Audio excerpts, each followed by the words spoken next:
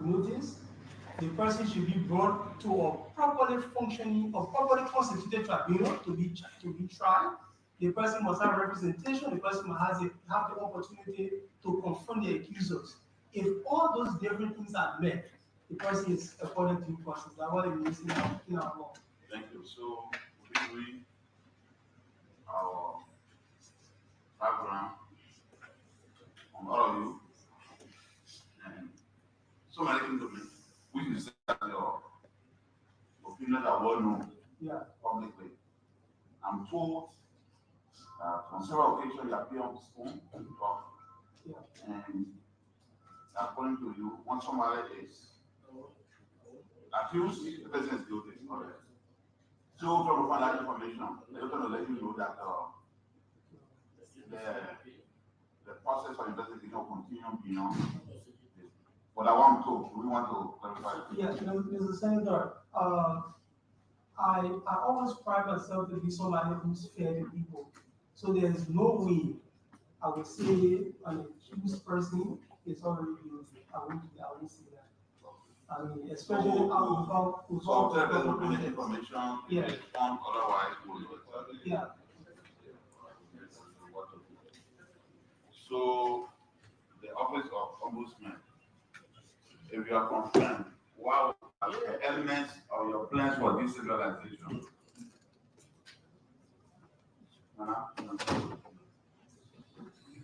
What do you think? I'm sure you're not focused on that. What do you think should be? Decentralization is very key if we are able to level after the process of putting a team together, finding office space and training the relevant partners on the law, there is a plan to have hearing officers or investigators at the county level. And this is going to be done in collaboration with our partners. We will identify key stakeholders that we will work along with, the CFP that has to do with all of the government bodies, we will work with the House, the Judiciary, and the Executive Office. So yes, we do intend to decentralize the activities of the Office of Ombudsman. Thank you. No. The chair. Chair designated before our chair meeting. They want a smooth chair, like big chair.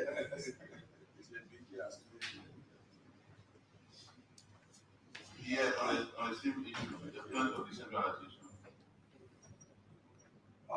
Decentralization is actually key to run this office. So one of the conversations that we have had is at a minimum to have one person in each of the counties that will serve as an associate ombudsman.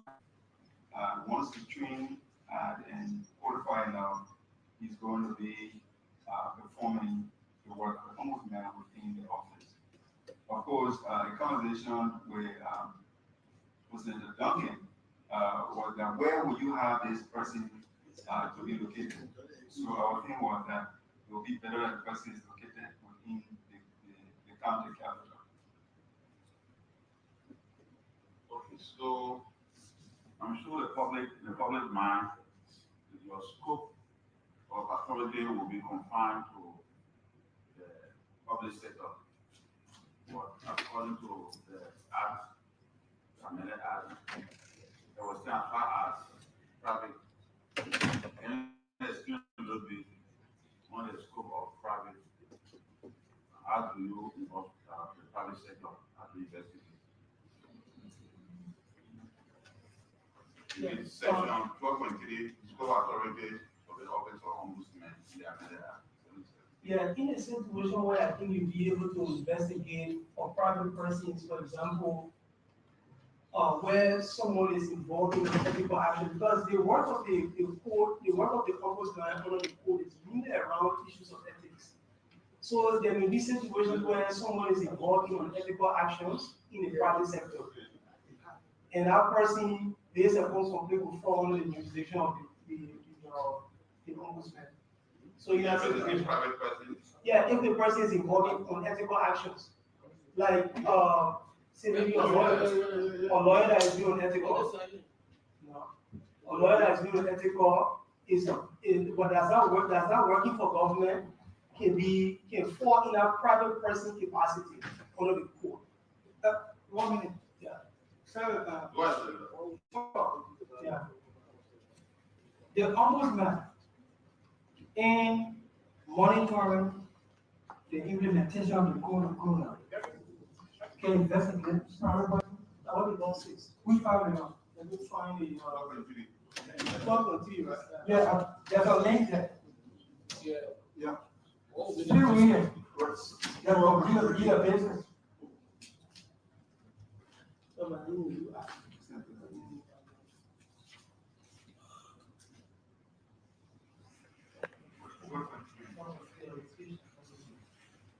The 2017?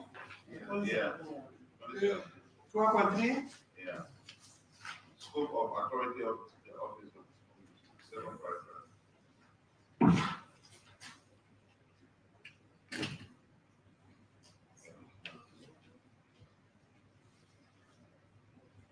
Which one? Which specifically? Section 12.3. 12.3, yeah. Yeah. To investigate on a school initiative or on complaint filed by any person or organization in violation of the code of conduct by public and private officials and employees of government. Private official? Yes. Yeah, that's the body. So what will be the That's why That's huge. Yeah, what will be Unless the private person, is linked to doing business with a public entity or public official.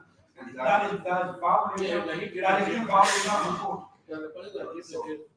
I got that. So, Mr. Senator, what's about people working for organizations that are performing public functions? Like in the Freedom of Information Law, you have those public functions that people working in the health industry, the telecommunications industry, the banking industry. Those are all public from the education industry. Those are all public functions that performed mostly by private people. So for Beverly go to work. No, not going to work. I mean, being on ethical institution or service delivery. For 8 to 5. No, I don't know. I don't think we will have authority. Was it private official? Yeah, but that the person who is giving the gift that will investigate them, right? If that person is the one that has given a gift, then he's investigating. You're not investigating. So one understanding, Senator, in addition to this, is that when that private entity or individual has a contract with government, there must be a link. yeah, so then you have a clear link, and then you're going to be subjected to the form. Right. And so, yeah, so one organization also where you find civil society organization receiving money on behalf of the government and doing work. In that case, they have direct or indirect responsibility to the public sector, and they have to be governed by the code. My last question is related to what's looking at the budget. There's no line for office of ombudsman. I'm sure you're all humans. You like to get paid and operation. Have you started working on a skeleton budget? Yes, Senator. We were advised to do this skeleton, we did not do that because we are still under the process of this scrutiny. So I think there is one. We are. Why you never speak to the microphone, sir? Sorry. Yeah. So we are unable to get the budget officially to you. Unofficially, I know that. What is it? One skeleton? Yeah. So even the skeleton will not transfer the skeleton, they're paying and they won't see it. So they have a draft. They got draft. So But that's already there. You can tell me that you don't have draft. Well, we send you a guide contract. The Senator is true, we did a skeleton draft, alright, but it's not an official draft. So why you put that for your So what do you put there for your we had a conversation with an expert at the Tenure Auditing Agency, and he did a skeleton draft because for Senator Tyler, I said, my dear, the skeleton draft is not official. So he did that. He compared the entity with similar institutions in there. He has, yeah. The code of conduct talk about accountability and transparency. This kind of drug, you know how to put it on. Why you propose? There are 3 sections of that budget. There you go. The section I get to do with is draft salary for The proposal he has in there is that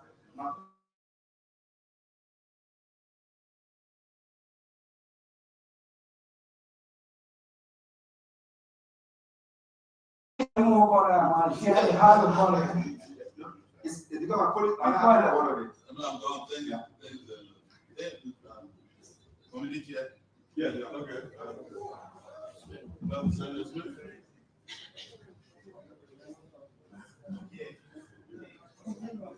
Nominees, given, there after 6.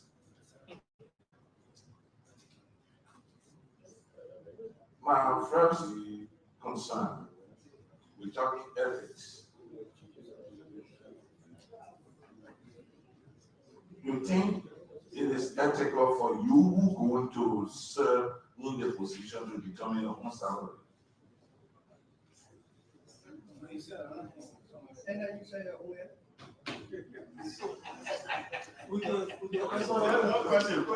So, the person who is the value that determines the salary for anybody in the country is the legislature. So, I mean, it's not. Yeah. So the legislature is the one that decides that. So that's something that is totally outside. That was just to pull your leg. But our country,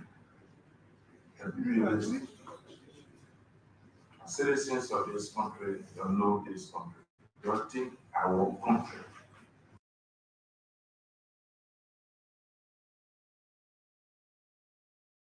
Chair in the building, employees are lining all over.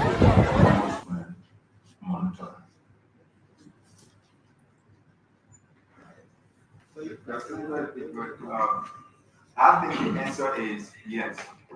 And this is the reason why. The Article 90 talks about conflict of interest. 23 or 28 years there.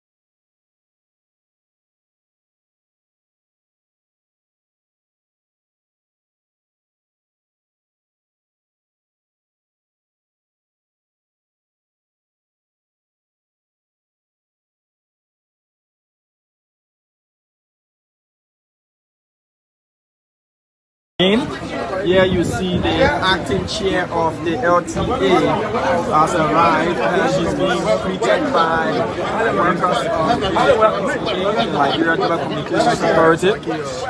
We already have two of the acting board of commissioners here in person of Ben Fofana and Madam Angela Cassell-Bush, former transport minister.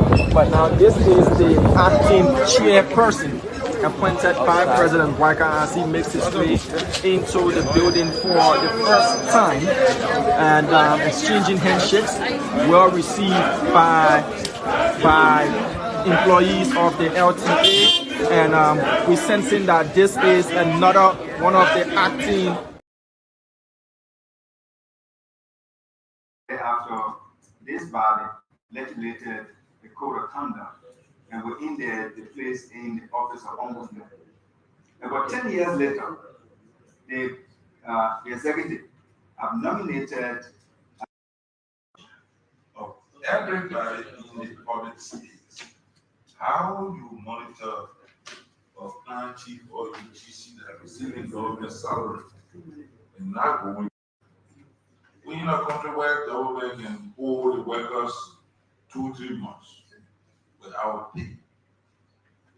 You are comparing the government workers to be at work 8 o'clock until 5 o'clock every day when the month ends and the workers cannot. What will be your action that will provide a remedy to the workers?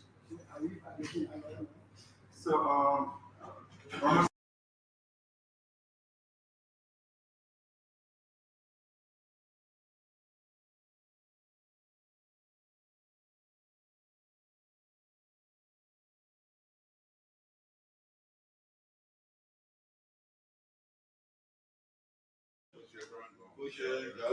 So electricity has gone off at the Liberia Senate. Chair in the building, employees are lining all over, and see, this is Patrick Honor. This is Patrick Honor arriving as well. This is Patrick Honor, one of the board of commissioners, arriving as well. So all five completed.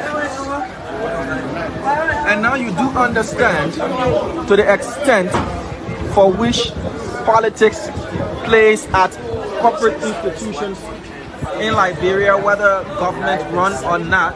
This is the Liberia Telecommunications Authority, the LTA, and President Waika's nominee, Patrick Honor, has arrived. Please.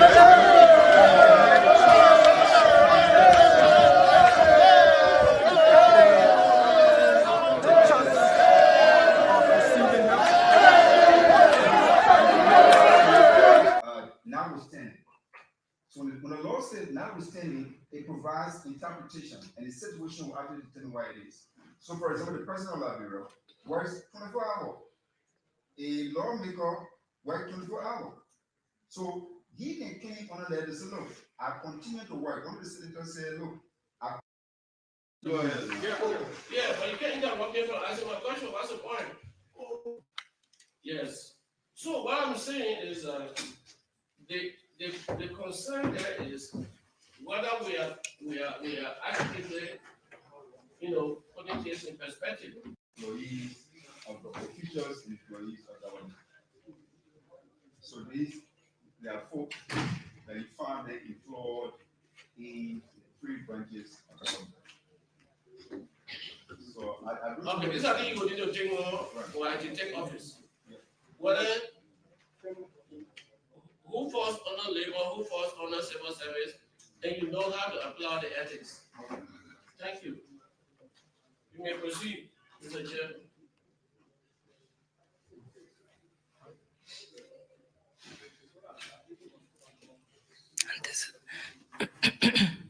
This is Spoon TV.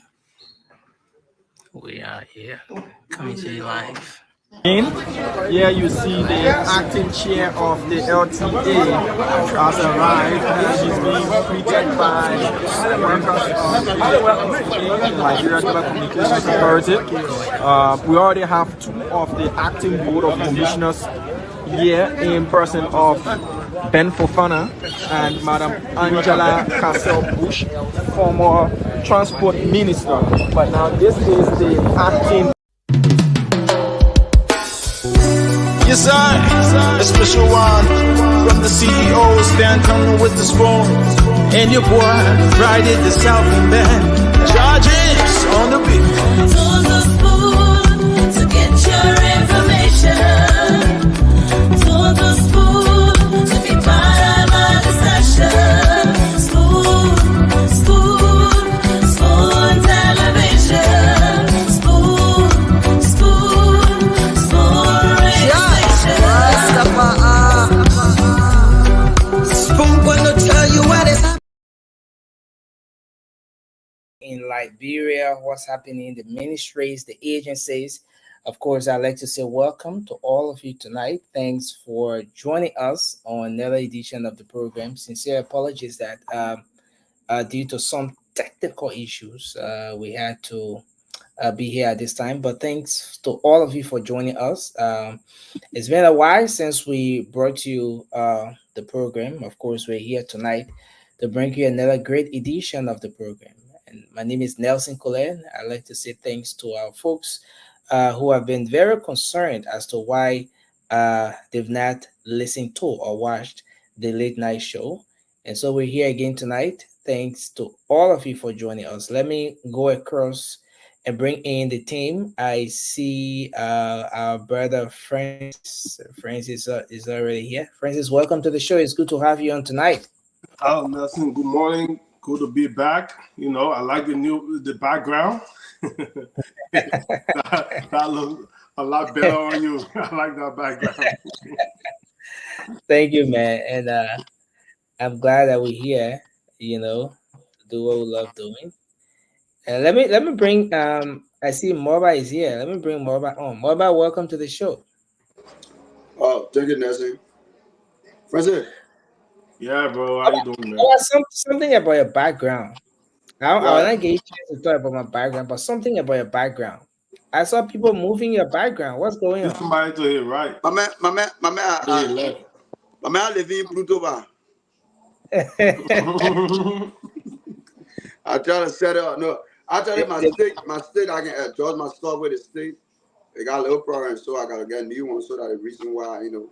No, just put everything together. It's a technical issue. Due to technical issues, you all. I get that. I got a technical issue. You're right. So yeah, but I think I cool that in now, right? And much better. Yeah. Also it's good to have you on tonight. I know you're still fighting to fix things. What else do you eating? Oh, and they made drinking wine on the show. My man, that coke down there, my man, that coke is out there. But man, thank you, man. Thanks for being here tonight. The rest of the guys will join us, and I'm getting a little feedback. I don't know where it's coming from, but I think it's going to get better. I want us to welcome our folks.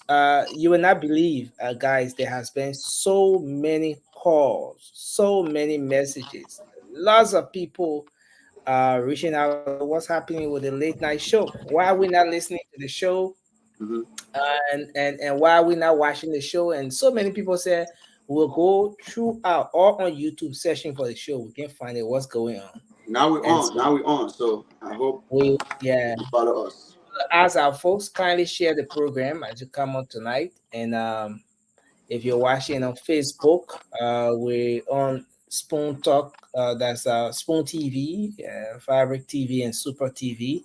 If you're watching on YouTube, we're there, Spoon Talk Live. Kindly share the program as you come on tonight. Can we kindly invite the folks here tonight? I see a lot of people joining us. But I'm watching the show right now because I got my computer. So okay, please share the program as you join us.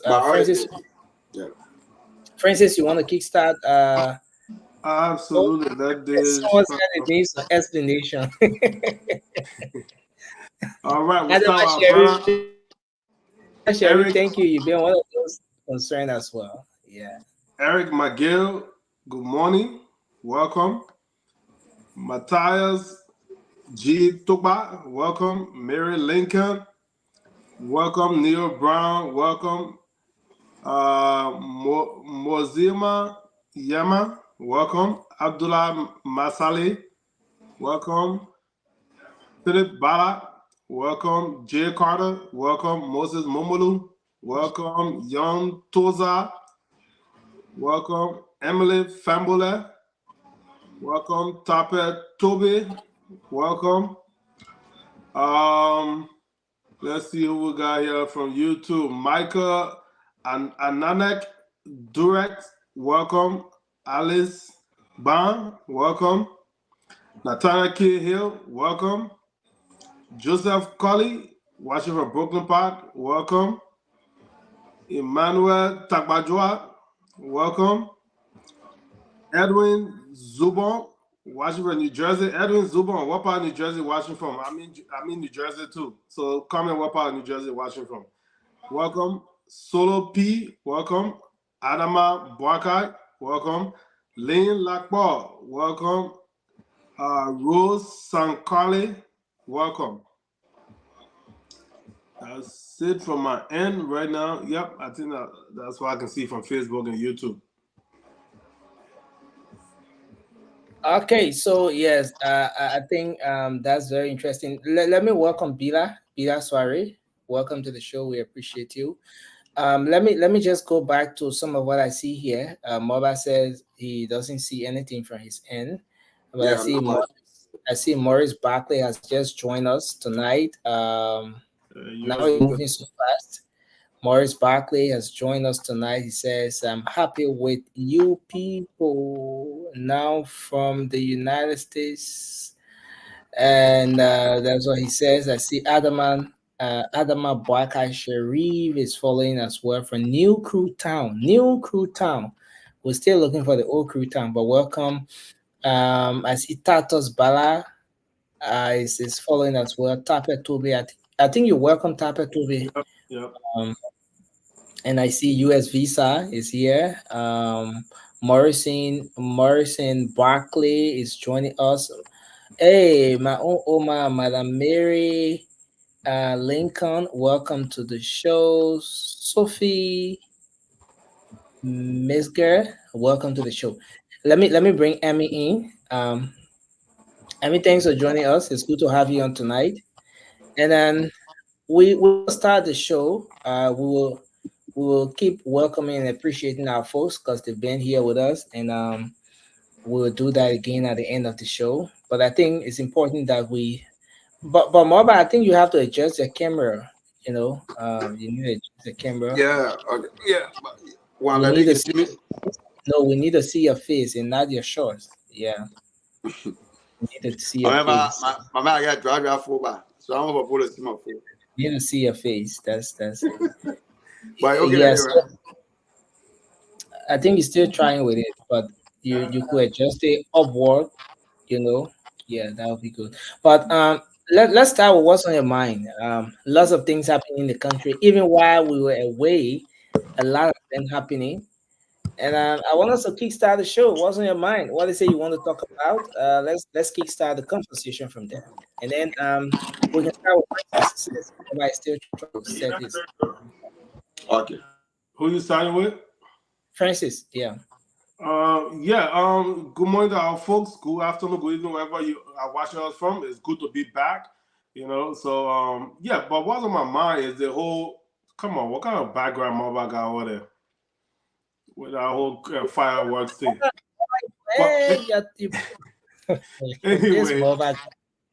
Anyway, but yeah, what on my mind is just that ridiculous behavior of the people at the LTA welcoming those so far temporary replacement or temporary staff that were assigned over there, and they're welcoming them. Like I don't get why people will behave in such a manner. Like what's the big deal? The those folks were suspended. There's investigation going on, and the annoying part is why even replace them with the same exact people that the president decided to appoint to those to that position. It's just ridiculous. Then you got people all cheering and clapping like it's a huge deal. I mean, like people don't even have that priority straight. You're working over there, focus on the job of the Liberian people. You over there doing cheerleading to welcome people, to welcome temporary staff. If let's say seat fillers, because we don't know if they will be there permanently. But I think that was just a ridiculous behavior exhibited by those employees that welcome those people. That's what I'm on my mind.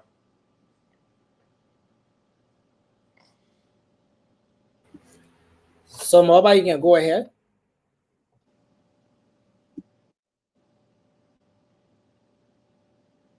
Yeah, thank you to our listeners. I know I've been, out for a while. Thanks for all our followers for following us on Radio Land, on Facebook, YouTube, whatsoever social media you guys are following from. Well, what on my mind today? I think I will come from a different angle today.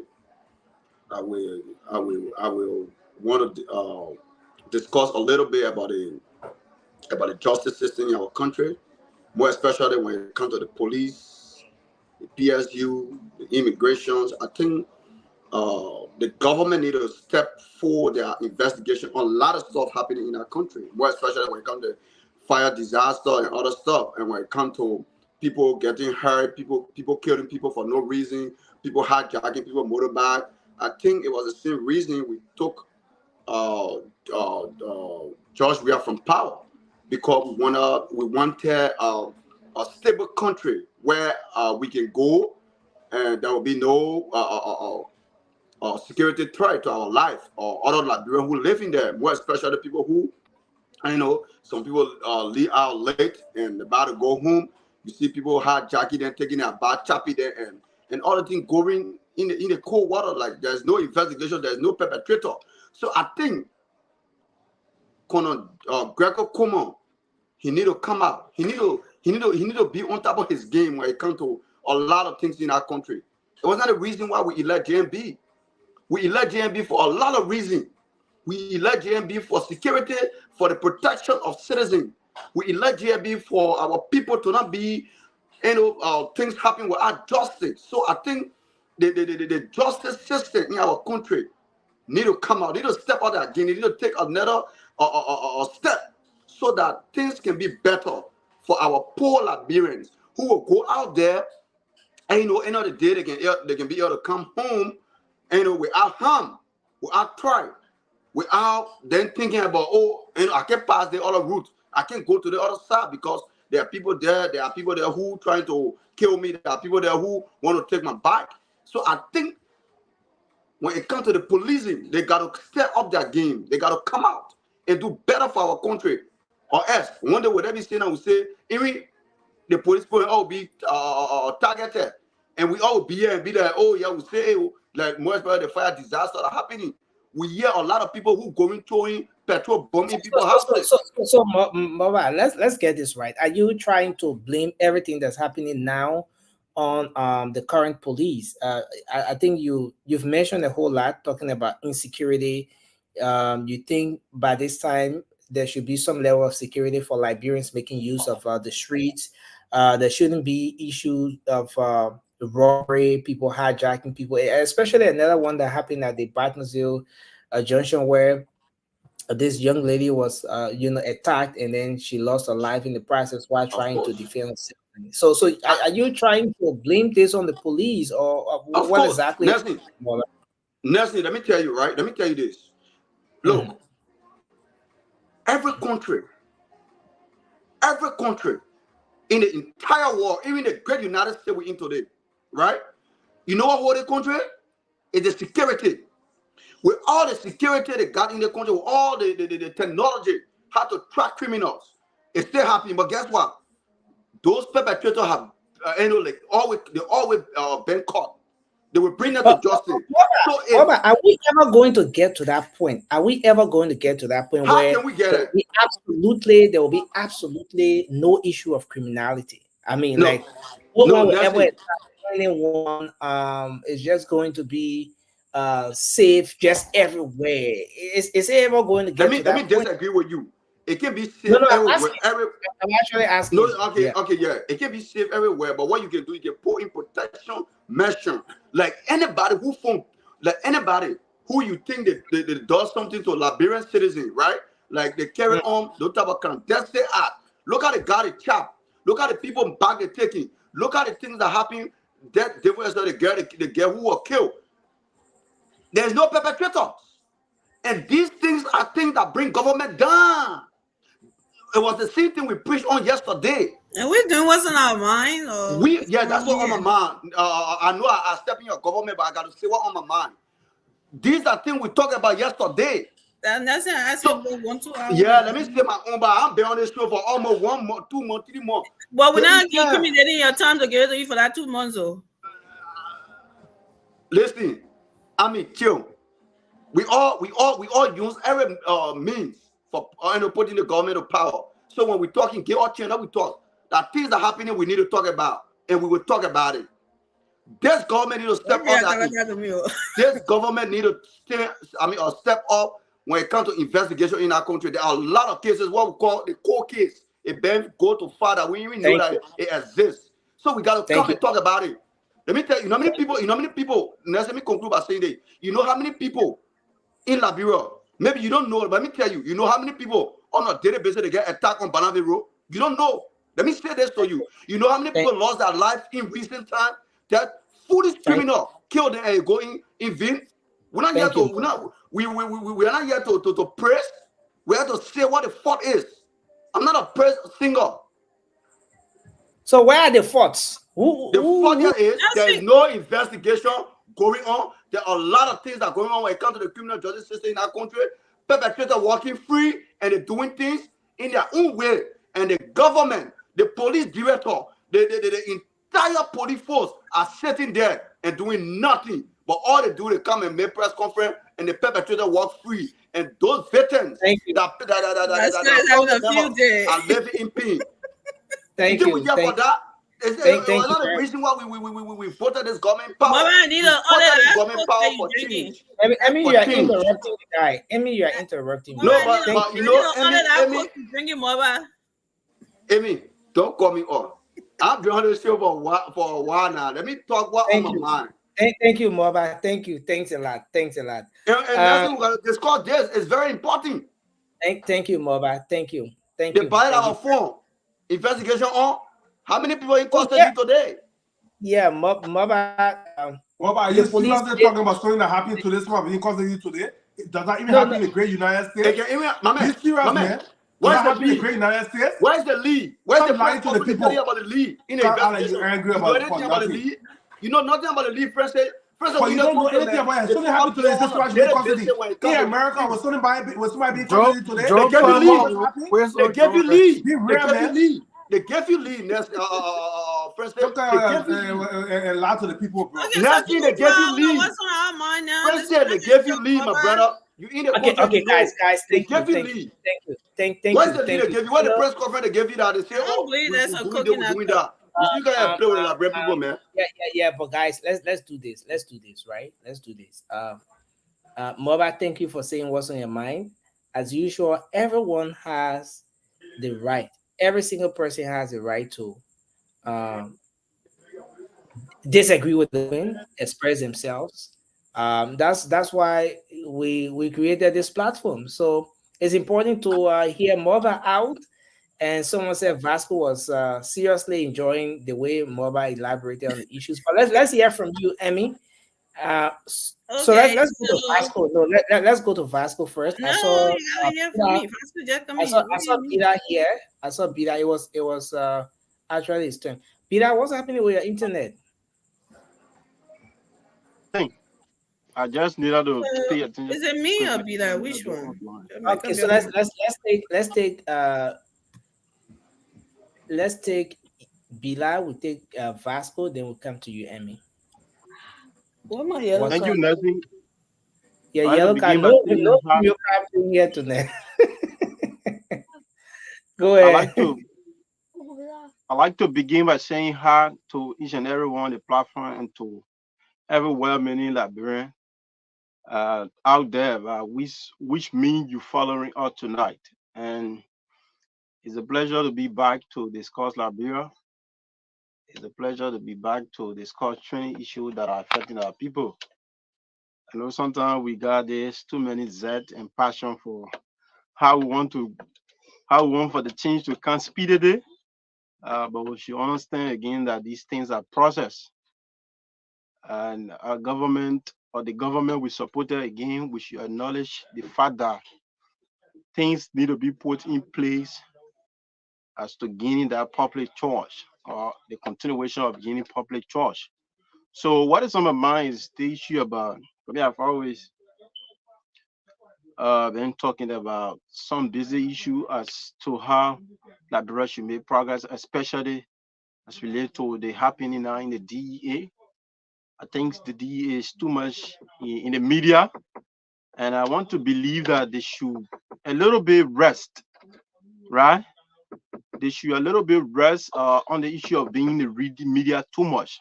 It is good that you can make clarity on certain basic issue, but it is also important. It is also important. Sorry, 1 minute. Somebody knocking the door. You gotta respond to the question. Vasco, go on. I know. Yeah, the man phone reading from the back. Vasco, go ahead for now. Tell me. Okay. Let me say hi to everybody on the show and to those that are listening to us by the means of radio and also on the social media. Look, it's good to be back tonight, and my attention, what's on my mind really is about the 100 days deliverables from this rescue mission government. Now it is clear to see that the 100 days deliverable was just a mere saying. It was a joke. It was a slap in the face of the Liberian people. And this is what you guys gonna observe during the 6 years period of these people, because this is how they came to power, with rhetorics, with lies. So they say monkey don't leave with black hands behind. So whatsoever they told you guys during the campaign period, now they are in power, they're going to continue with these lies. So there is no sound Liberian, no sound person will come and tell me that the government achieved if what the president said. Because for us, we listen to what the president will say. We know that the actual priority of this 100 days was to make sure that no car hits in the mud. But if you look around the country, you got a lot of area that cars continue to hit in the mud, even though it is in a dry. We were in the dry season, approaching the rainy season now, but we still having a lot of cars hitting in the mud. So for me, the first 100 days of this Unity Party government want to determine the remaining time they have in power. They're going to lie and just it's just glaring. If you look around you in the country, how many cars have so far? You know, if you were to compare the numbers, approximately how many cars? If you want to compare, nothing. That everywhere. For me, I always tell people, you know, when I go to get information, I go check on the Executive Mansion website, or I go check on Ministry of Public Works website. That is why when you come out with information, the information shouldn't be speculation. That people just speculate. Today you wake up in the morning, the other person jump on a pole, some road from, they take Guinea Road, they take Africa Road, they just put it all over the place. You got social media. Ministry of Public Works should go there with their camera and let the people know. We'll see, we'll say, yeah, this road, like the low-far road you're going. And then I'm not here to listen to any online platform telling me, say, you see the road, or listen to another person. And these are some of the things the citizen government were doing. And you were seeing whatsoever, all the places that they have project. Sometimes Carrasco will go there. Sometimes you see the executive mansion there. These are the things that boost the government image. But if you cannot see these things on the pages, the government, they never did nothing. Nothing. Cops, horsey everywhere. The Vasco man is a liar. This is the same man that will take picture and post it in our chat room from 6 years ago, 4 years ago. Let's not Vasco can lie about. Jesus. Guys, go to public web. Can you go to public website and show me the road in? We are about to start the show. We haven't started the show yet. You know, let's give this what's on your mind a chance to conclude. Then we can officially start the show. Bida, you want to conclude? Let's give you a few minutes to conclude, and then we can take Emmy finally. Thank you, Nelson. I'm sorry for that distraction. I did not pay attention to something quickly. No, like I was saying, right? The DA is too much in the media, and that has made the DA that branch of government that will not achieve their goal if they are not careful. Because there are certain sensitive information, or there are certain sensitive things about security matter cannot just be flowing all around the media. Now, get me clear. I'm not saying the DEA should not make clarification on certain basis issues. But everything, I mean, the issue about the DEA, I mean, it has become an alarming issue that the DEA, as a security branch, has mostly been in the media for more negativity. We expect that people will criticize, people will bring all sorts of things to the DEA because they are there to fight jobs, and you expect people to come with all that stuff. But the way in which you put yourself in a better position speak volume to your work. So the issue of a public trust should be one thing to the DEA should not forget about. I know as they make progress. So I think in my mind, Colonel A.B. Krumah need to a little bit dress from the media. You got to train public relation man there. So there are some business things that he can make clarification. If it is necessary that you should come in, fine, you could do that. But I mean, the issue about being in the media, all of it, sometimes is undermines your working, and people will always be, you'll be the crowd of criticism out there. Basically, some of the things they're saying, it may not be true, but like bro found out saying the gullibility of it is too much. Like men like Vasco, then will take certain information and run away with it, and then see the authenticated aspect of it. So that has always been like bro. So we don't forget about that. So we make progress. Thank you. Thank you very much. So Emmy, let's hear from you finally, then we'll move to our first talking point. Yeah, thank you, Nelson, and thank you everyone for being here today. First of all, I want to touch on something. Mobile, when I'm telling you, say we have to move on, I'm talking about time. I'm not stopping you from expressing yourself. You don't see me like no party here. So don't come here and tell me, say, we're not pressing God, let us do that, and somebody else want to be something with you. What's on your mind is supposed to be a short thing that we come in. If it's the topic, then we expand on it. But I don't blame you tonight. I blame Nelson also because he was feeding into that. He was making it to last. So don't come in. I'm not telling you to say go pressing anybody. But the way you can be putting your point, it's just not fair to any government whatsoever. You're talking about something happened yesterday that you already catch somebody in a place like America. It doesn't even happen for you talking about decomposed state like Liberia for you to be talking stuff like that. It's not going to happen. And every time for you to be coming, oh, we voted. This is the part that stop holding that voting thing over somebody's head. If you feel like the last government were important, then you're supposed to, doing good, you're supposed to leave them there. Instead of you coming holding a government hostage because you voted for them or because you donated for them, so you can't let them to work. Something things that are happening. Do you know what it's like breaking something down that you just wanted to get fixed overnight? You think I'm here? I'm very concerned about the fire issue. Don't cut me off. How many cases you know have seen a conclusion? How many cases? How many death cases in our country recently? That motorable man, the chap motorable man on street, take that back. How many cases you know? No, I got clarity because you come and this is what's on your mind. Let's provide. Yes, she come and name, right? I gotta make clarity. She come and name. But if you have to do that, let it be after she's done. Okay, no problem. No problem. Yeah, Emmy, please go ahead. So, like I was saying before I got interrupted, if I was saying here, I've been sitting on this platform talking about fire. being started, fire being thrown into people's homes. That this fire is not an ordinary fire, okay?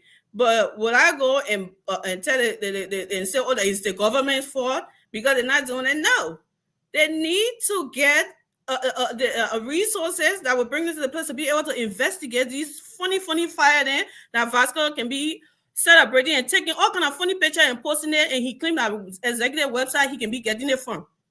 All kinds of funny fake news. He always posting it, but he claimed he can be looking on executive mansion website to be posting something.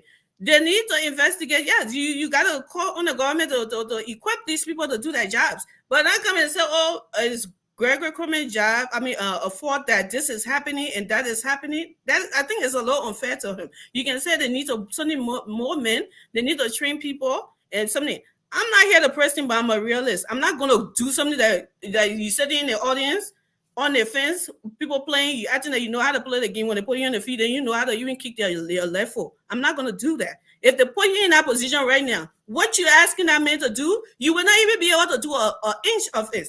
So let's be real. We need to hold the government feet to the fire, but we cannot be naive while we're doing that as well. That's it. Nobody tell you to pressing anybody. Joe Bugger is not my daddy. He's not anybody. I care for Liberia more. Joe Bugger don't know me. I don't know anybody in a Unity Party or whatever. And I'm not a Unity partisan. I'm a Liberian. I'm not here to pressing anybody, but I will be real. I will criticize what I need to criticize and what I need to open my human eyes to know that the reality to something I would do it. So let's not even come in when somebody thinks so all the time. Then you talking about, oh, they're asking you to pressing to somebody. No. That's not what I'm asking you to do. And Nelson, the videos that I seen you, I really hope we'll talk about that fire thing later because it's very, very disturbing.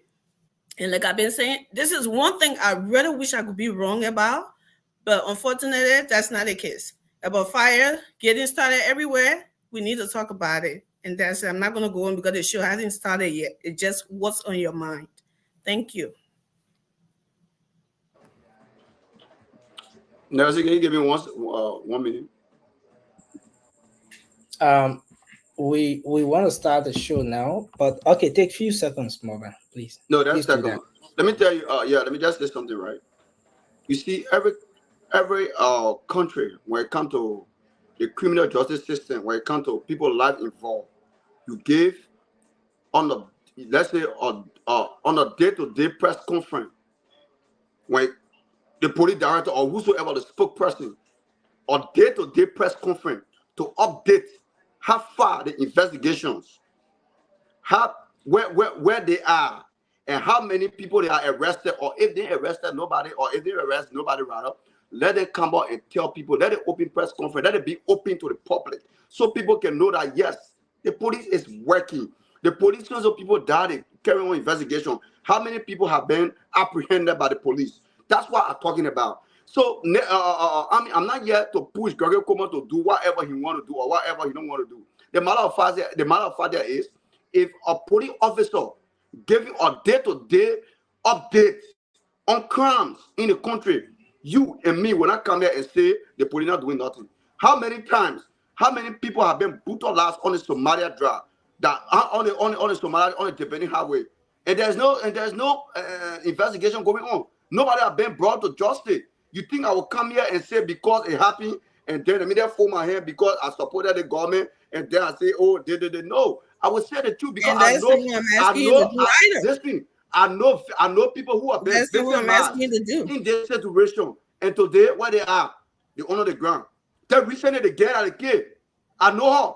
The kid I get, what the investigation go to get any update? Thank you, Morgan. Thank you, Morgan. You don't know. Thank you, Morgan. When we're talking these things, they happen to you. You shouldn't come here and say, oh, because no, don't go there. Do not go there. How many updates you never asked for press conference? Don't go there. Don't tell me say because you never how many updates you get from the police? I never told you say what's going on in Liberia is a good thing. Don't go there with me. Don't do that. Let's see. You don't have no updates.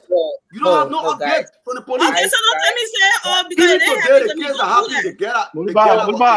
Let me conclude this, guys. Let's do this. Let me conclude. Did I tell you that was a good thing? Is that what I told you? We want to. Okay, thank you, guys. Let's have a quiet show. Let's have a good show. We have a lot to talk about. We've been away, and a lot has been happening. I just thought to have us weigh in our thoughts on few of those happenings. Just in few minutes quickly, and we can move ahead. Get Um, your feelings out of it. We all yeah. concerned about So, that, brother. Emmy, thank you, Emmy. So let's do this. Though we were away, but a lot of you followed the issues with respect to um the court decision in the case of the LTA commissioners, and then following the ruling of the court, the president, the next day there was some a release from the executive mansion where the president embraced the court's ruling. Up next was a suspension for those individuals. Next was the appointment of some folks to act. Today, you saw the rousing welcome that those individuals received to act, why the other officials of the LTA that has been suspended will undergo investigation. Just a quick one. I want us to weigh in our thoughts on this one. What does it say about democracy? What does it say about rule of law? What does it say about the government? Does this in any way point to the government's uncompromising stance when it comes to fighting the issue of corruption, making sure that investigation goes on? Now, remember, those officials of the LTA who have been suspended, on whose behalf you have folks acting now, were suspended based on some improprieties or other issues that the investigation is going on for. Does it say that this government is just on will when it comes to taking the fight against corruption? Or do you side with the point that says, well, there's some level of witch hunt in this, given the welcome, given how much the guys were excited today when they welcomed the likes of Patrick Honda and the other officials who have been appointed to act? Do you see any sign of this suspension being lifted anytime soon? Let's start the conversations from here. Let's start with you, Francis, and then we're going to make the roundtable. But let me welcome Rudolph to the show. Rudolph, welcome. Thanks for joining us tonight. Yeah, thank you, Nelson. Thank you.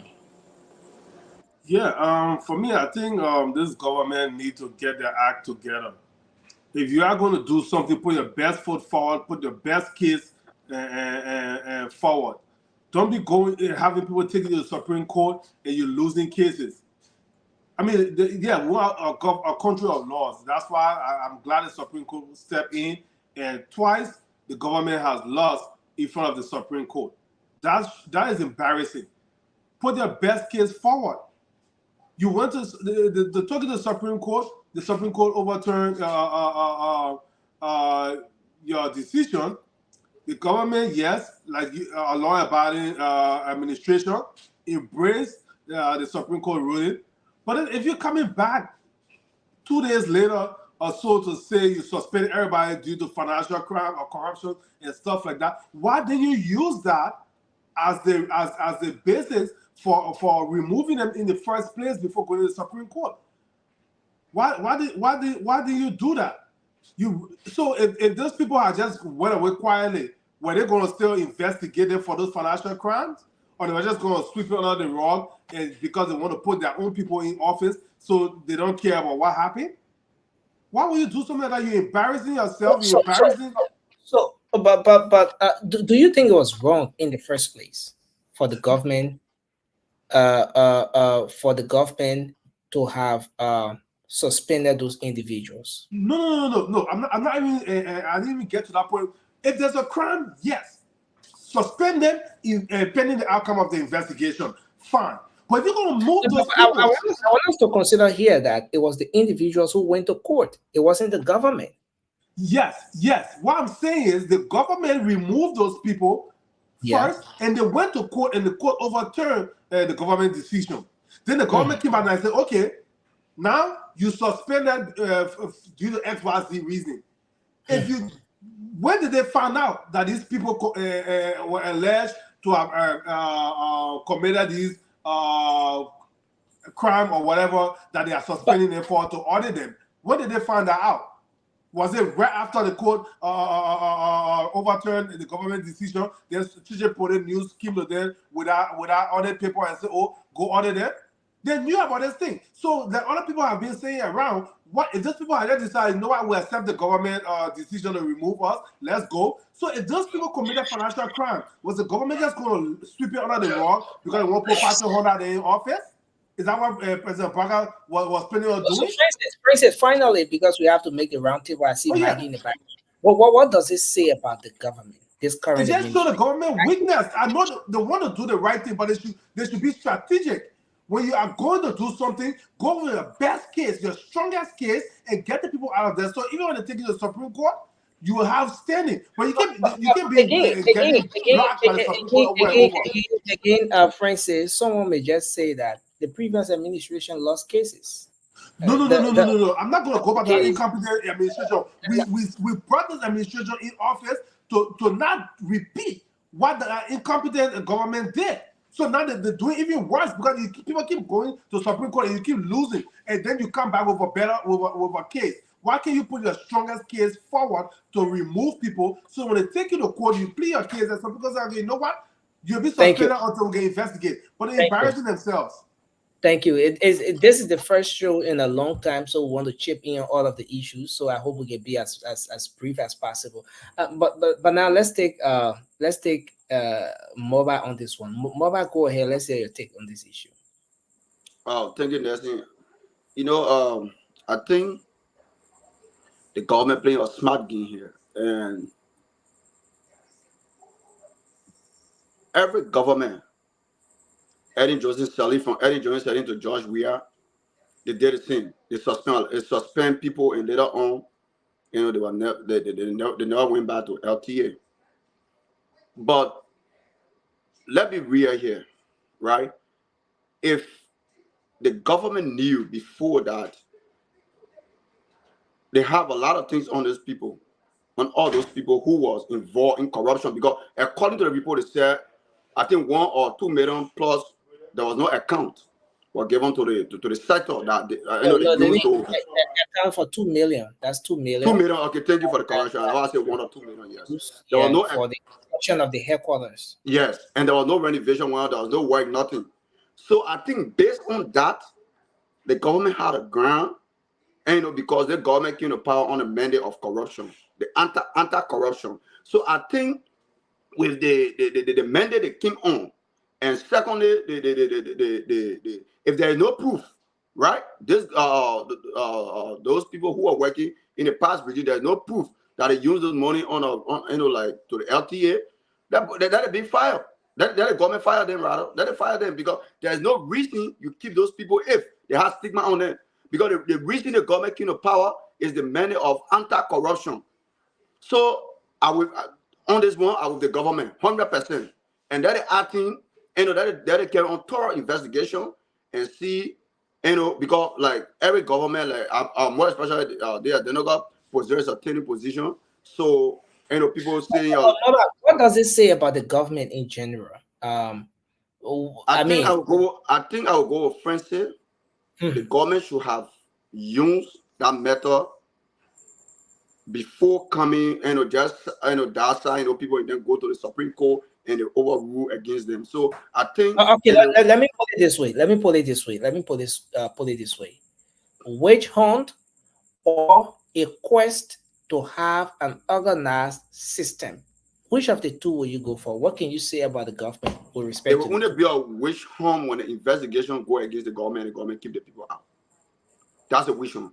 But if the investigation has been transparent and we all come on the show and see document that other people use the money on an internal purpose and the document and bring forward to the government and the whatsoever, and then the government keep the people out of their position of their work, then I will come in and tell you it's a witch hunt. I will tell you that.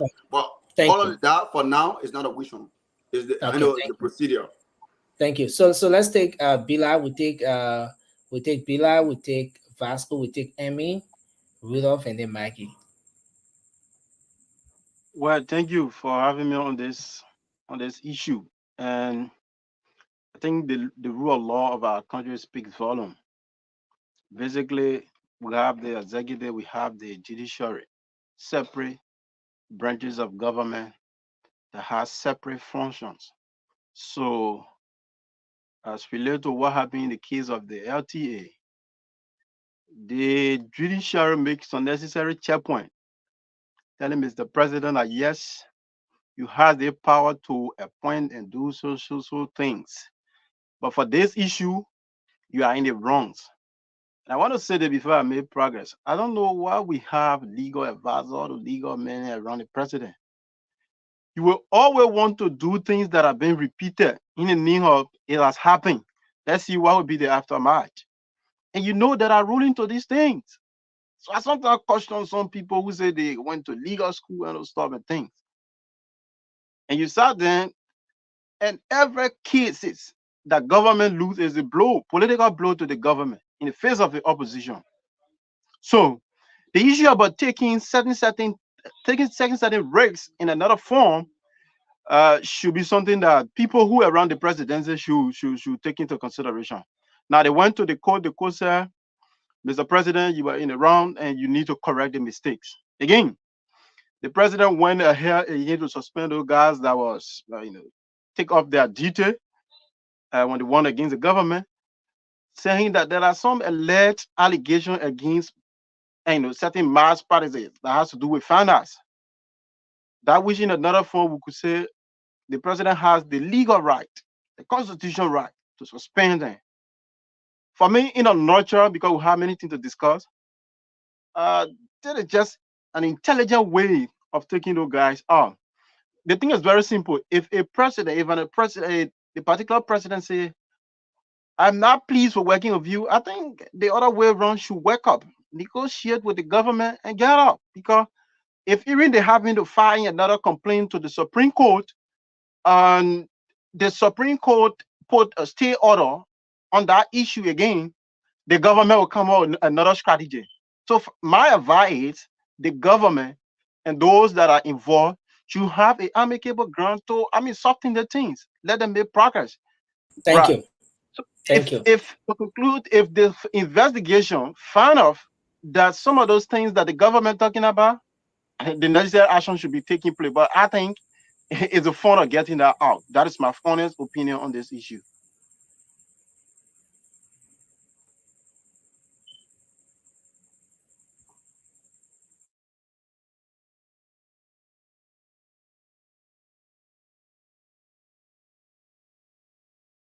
Nancy, you are muted. Can you guys hear me? No. Oh, we're hearing you now. We're hearing you now. Yeah. Maggie said no, how you know what he said? Now the second one that he said, you hearing me? The first one we weren't hearing it. Right? So Nelson, who's going next? I mean, or not somebody else? That me. The traffic get enough around here. Is it Vasco or Ness? That's me. Nelson, Hey, Ness, Vasco, you're going to say something. That was why I said it. Oh, you got your wish. Okay, look, Nelson, guys, we gotta be serious here. I understand this is your government, and no matter what happens, you guys will stand by it. But I want to say a big thank you to Francis. Francis, what you say here is that is just a situation. But the only thing you don't want to use the word witch hunt. From the early beginning of President Boaga decision, we all came here and said it was right, and we said this is witch hunt. Look, Liberia is a country of laws, right? And once you don't follow the law to do things right, you're always wrong. And this president is setting a very bad precedent everywhere. Very bad precedent. What this man have done in 100 days, I haven't seen any government that will come to power instead of you empowering Liberian, but you taking breath from Liberian people mouth. I see any president during my time, maybe like Joseph Jigging around this ain't happy. But during my time, since I've been knowing myself, I haven't seen any president that will come and be in that habit to get people out of the job. Okay, you came to power. You had your transition period. You have people working with various land ministry and agency. You have people going around doing audit to know what some of the things are happening. What is it that you didn't come out to let the public know that you want to carry on an audit to that place? But you didn't do it. You appointed people to serve in those people's position at the same time. Those guys you know very well. In fact, it was you who served as the president of the Senate and put your signature to those or documents that gave those people right. But you didn't do it. You appointed people there. And the guys said, no, this is not why they took you to court. And they won the case. Just for you to come out and say, okay, we agree to the Supreme Court ruling, and this is a new day in Liberia. For the next day to come out with this kind of a decision, I mean, everybody's shocked. And all we can say, Liberians, this is why you guys requested for. So Vasco, I know you want to go back into the campaign thing and the 2029 campaign and all of that, but Vasco, in all fairness, what does this whole process say about the current administration? A government that came into power on the matter of change, a government that came into power. Rudolph, you have to stop laughing. You have to stop laughing. No, I'm reading your comment. That's why I'm sorry, Nelson. I'm sorry. So, I mean, government that came into power to rescue the Liberian people, to provide good governance, a better alternative of leadership in Liberia than what was there. With the way the whole process played out from start to where we are, Vasco, what can you say? What does this say about the government? Are we now seeing a government that respects the rule of law, a government that is ready to roll out this whole process of a change, an effective government, effective leadership, getting people to account for their stewardship of the national covers? Or are we seeing a government that is witch hunting Liberian citizens? I mean, we are looking at a government that is witch hunting Liberian citizens, and we are also looking at a government that don't want to abide or listen to the higher court of the land. This is the kind of government I was seeing. Everything that is playing out right now. Look, what is today? Look, Nelson. You imagine these people that even the senator said that these people will not go to the Senate for any confirmation. Look, every entity has deputies and other people that even know the job than some of those head. Because people always mixing things out that those people that work, those guys that work on the ground, these are the people that do half of the work. These are the people that know the system. So some of these people supposed to act. Since you already suspended, you never fire these people. You suspended them. Until you can find something against them, then you have the right to fire them. But that position, you don't fire them. The president has no right to fire them. That's the reason why he said suspend. How will you bring Patrick on them back? Hey, man. How? Today, the action of the government is just make it clear their intention to get these people out of job and bring the people that they appointed. They find it all means. And when you see it this way, it is bad government. Here you see the acting chair of the LTA has arrived. She's being greeted by members of the Nigeria Telecommunications Authority.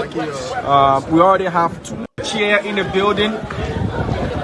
Employees are lining all over. And see, this is Patrick Honor. This is Patrick Honor arriving as well. This is Patrick Honor, one of the Board of Commissioners arriving as well. So all five completed. And now you do understand to the extent for which politics plays at corporate institutions in Liberia, whether government run or not. This is the Liberia Telecommunications Authority, the LTA, and President Waikai's nominee, Patrick Honor, has arrived. Please.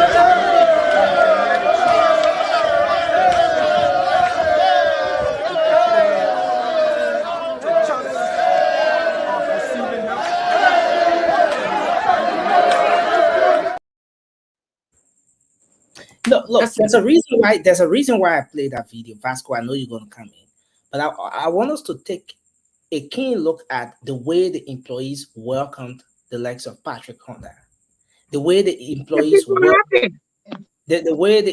welcomed all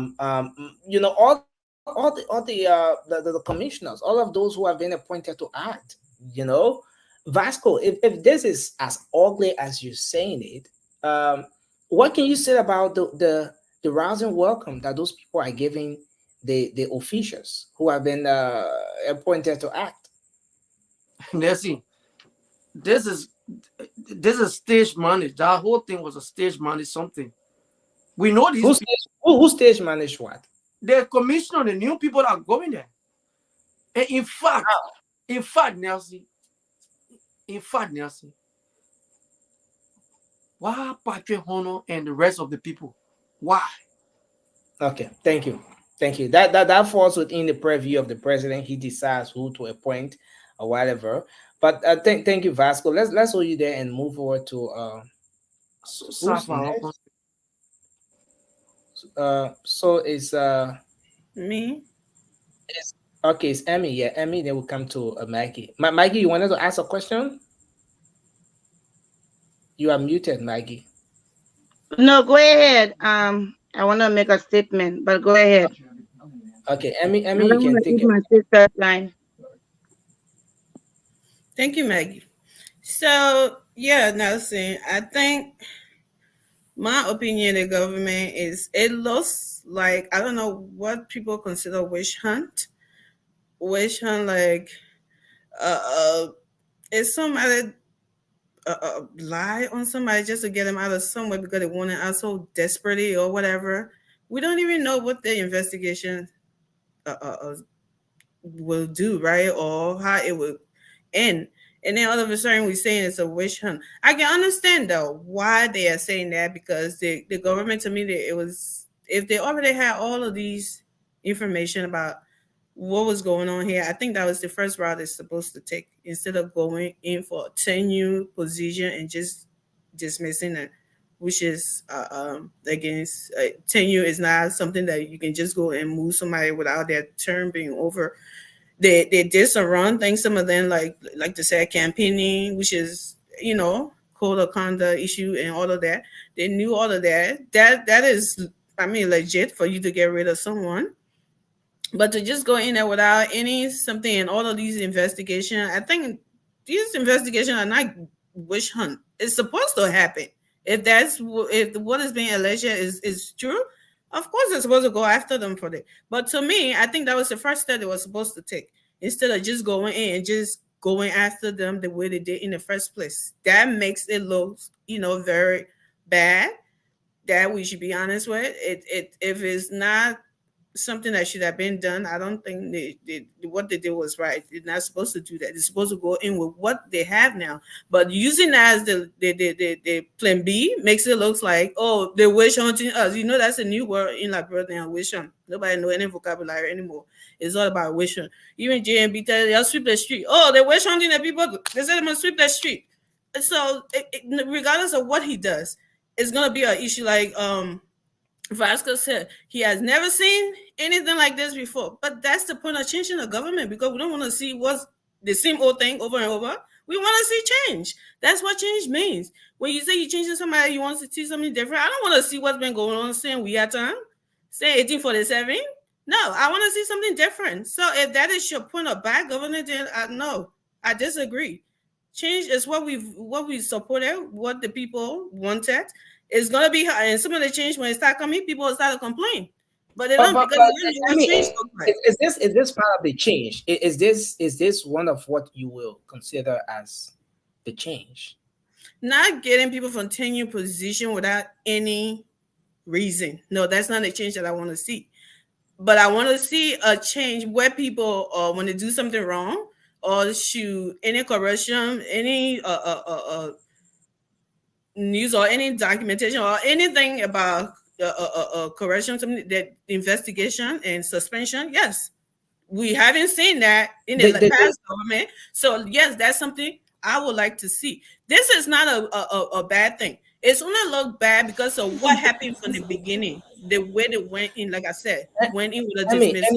The optics here. But this is a very good thing. Okay, thank you. But that's what I'm saying, Nelson. The optic, because of the first action they took, that's what makes the optic look bad. But if they was to go in with this, instead of just going and dismissing people and employing, and appointing people to those positions, why is you have people already there, then everybody was going to know that this is not anything bad or is no witch hunt. But being that had happened before, and people saying, oh yes, it was the wrong thing, and then all of a sudden, right after that, it came up with this, it makes the optic of it makes it look bad. But no, it's not a bad thing. Thank you very much. Maggie, you want to come in? Then we take Rudolph. Sure. How are you guys? Let's start with it's so good that Nelson showed their video of the. I know our brother said it was stage managed and people. I mean, they put the people together to do that, but that's not what I saw in that video. I saw employees being happy that new people coming on board. Okay, let's go back to what we're talking about. I'm sorry, Vasco, you still in the campaign mode, and you need to get off that campaign mode. We have moved past that. What are we showing or not? I'm sorry. To me, it make no difference. The president have the authority to employ, dismiss at his will and pleasure. We know this is a tenure position, but we saw during the campaign when Eugene Nambwe said not a single, since Vasco want us to go back to campaign, let's go back to the campaign. When he said not a single UP person gonna be in the government. Whether you like it, vision or not, for me, I don't care. They need to be out. They supported the last government. They campaigned. They knew those positions were turning position, and they still went out there and campaigned. Whether the president did it the first time the Supreme Court kicked it out or not, we found a different strategy. Yes, they need to go. Suspending them, I need them out. We need people that are going to work along with the government. Whether a tenure position or not, we need people that are going to be in the interest of the Liberian people. And you can clearly see from the people that work along with them, how they were even happy for Patrick Hanna then to be present over there. That means things were not being done the way that things are supposed to be. If you see your new people coming in, and the old people then are there, the honor people, they're happy for the new people, then you know that something that was going on was completely wrong. So yes, I don't see anything that Vision and the CDC people can cry. Vision, all they want is their cup of tea. Let the president focus on changing the past corrupt government, and now that we have this new one, let him focus on doing what is best for the Liberian people. The people see the amount of corruption that was being done to LTA. They need to be gone. Suspending said is even well below. They need to be fired and prosecuted. That's what I want to see. But again, I don't see no vision. Yeah, so I don't think it's gonna be fair to fire the people without due process, and I think that's why they What being fair? Was it fair for them to leave their job and go and campaign when against the code of conduct? Was it fair? Are we talking about being fair? So if we're talking about being fair, was it fair when they talk Pastor saying that he have never seen this since Charlie Kingston? When they talk my brother Mo Ali and send him to the so was that a wish hunt? When they carry all the way beyond God back, was that wish hunt? Was that wish hunt when they took Ali and sent him or someone that I went to school for something and they took him and carry all the way beyond God back? Was that wish hunt? It was wish hunt. And was that so? It was wish hunt. So is that what they want to fire him? So now they don't want. Look, we should get off from the campaign more, right? Maggie, in all fairness, if you will say on this platform that what they did to Mo Ali was witch hunt by changing his assignment from ministry. I didn't say it was witch hunt. I said if they say it was witch hunt, then it's up to them as their property, but they're talking and carrying all the way over there. And he decided he didn't want it and he resigned. Mikey, let me ask you the question this way. Was it a witch hunt when they changed Mo Ali's assignment from Montserrat County, from Monrovia here, where he worked at the Ministry of Finance, and saying all the way Grand Coup to the Southeastern region? Was that a witch hunt or not? How would you classify? I don't know if they were witch hunting him, but if they sent him there, and he decided to leave that job, it was their job. What is a witch hunt? So was it good for them then? So now it's not good. When Eugene now said on his platform doing a campaign that not a single person, they should even be thankful that we still have. The UP government did not come to kick all the sedition up. No, this is not what you're kicking all the sedition. Oh yeah, but you need to be kicking more. But it's the one that you're there is even strong. You need to follow your president. Thank you, Maggie. You need to follow your president. No, Maggie, we don't want that. No, you need to follow your president because your campaign manager said that not a single UP person, forgetting to know UP or UP person is a Liberian. Yeah, Maggie. We are talking about the commissioner. The official, the campaign, it was against the code of conduct. The campaign, they were in brigade, they were in t-shirt, they were saying muya muya, they were dancing all over the place. They were not supposed to do it because I had a lot of people that was in the tenure position or work with people, work with an entity that is not supposed to be part of any campaign. They stay on, but they keep up. So once they keep on, they need to leave. They need to leave. Why do you hold on something that you're not welcome somewhere? You see Maggie, let's hold you there. I was just I have a question for you, but you 2 seconds. You can still ask me the question. You have me off track now. Don't waste your time, Maggie. Nessie, 2 questions. No, 1 question to you, Nessie. You have a question for me? Yeah. That was second, and you can go on with your show after that. You can stay on. Sorry. The LTA, right? It is a tenure position by Constitution of the Republic of Liberia. But then why is it deal? That's my question. I want to know. But you know they're talking middle law too. No, listen, I'm talking to Nessie, my man. Because I come in Nessie, the reason I asked the question, I was just going on certain things just now. I saw that, but right, as long if there is no constitution mandate of any tenure position, the president gets the power. Contract. But again, good, yeah. So that's my point. But yeah, you can be terminated at any time. You can hire someone and you can terminate that contract. If you hire, for example, you rent a place, right? You on the radio and they arrest people but guys, information.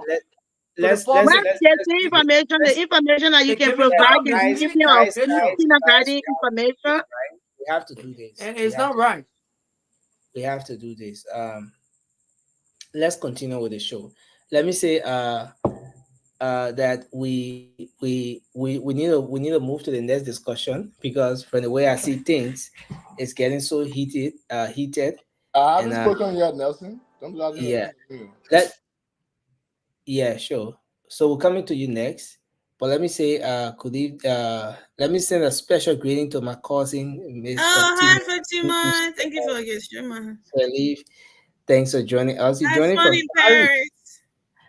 Paris. Rule of go ahead. Maggie, at the point this thing it got so but Maggie, let's say rule of go ahead before coming in with what I You want know, to say. it is good being back here. And Nelson, by the way, I like your new background, my man. Oh, you like my background? Yeah, I like I'm your new producing background. from home, The though. mentor in horse, that thing talking down there, the mentor in horse. Ah, man, what I saying? I just got a new background, man. Come on, go ahead. Yes, Please guys. anything bad. So, Nelson, the Supreme Court ruling for me, I don't think it was just a victory for the guys in the tenure positions. I think it was a victory for Liberia and for all of us who campaign for good governance. For all of us who campaign to see a government where they will allow the Supreme Court to be independent in their judgment and in their rulings. Unlike the past 6 years, Mr. Weir, had a hold of that place, and most of the cases in that place was ruled in his favor. We campaigned against that. We wanted we wanted a court system that can look even the president in his face and say you are wrong. That is what we campaigned for. So that was a win for all of us. And let me take off my hat. I take my hats off to them. And back to the issue of people saying this is a wage hunt, and why is it that the government did not use this case to put their best foot forward? I will say this. One can only conjecture that the government that the government did not have this information at the time that they were taking these people off for campaigning. One could also conjecture that it was when the government have already put them out, that was when the vote was created for them to have these findings, right? And also, I will go further by saying that there is no law that prohibits a government from prosecuting and investigating former officials. And why I am saying that is the time issue. Because somebody said, why now? Why you have to investigate them now? So if they were not going to take you to the court, were you going to just sweep it under the rug? I said no. Even next year they could open the case, and they will still be prosecuted. So yes, I feel like this is a win for all of us, and we should all celebrate it. This doesn't make the government look weak to me in any way. This is a government that is telling you that I am going to make sure that the court system be independent. I will not interfere in their rulings. And I think that's what we all should applaud, and not to sit here and say, "Oh, it makes the government look weak." No, I don't think so. I think this is what we campaign for, and we should all be happy for it. Thank you. Oh, there you go.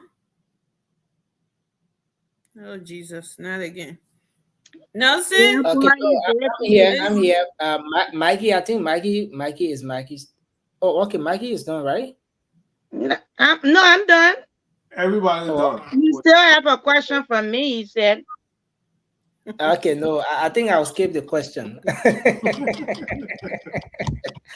I'll skip the question for now. I think I'm going to skip the question. I don't know how many of you have taken notice of this, but there was a recent nomination, a recent listing that came up, and folks were appointed in different positions.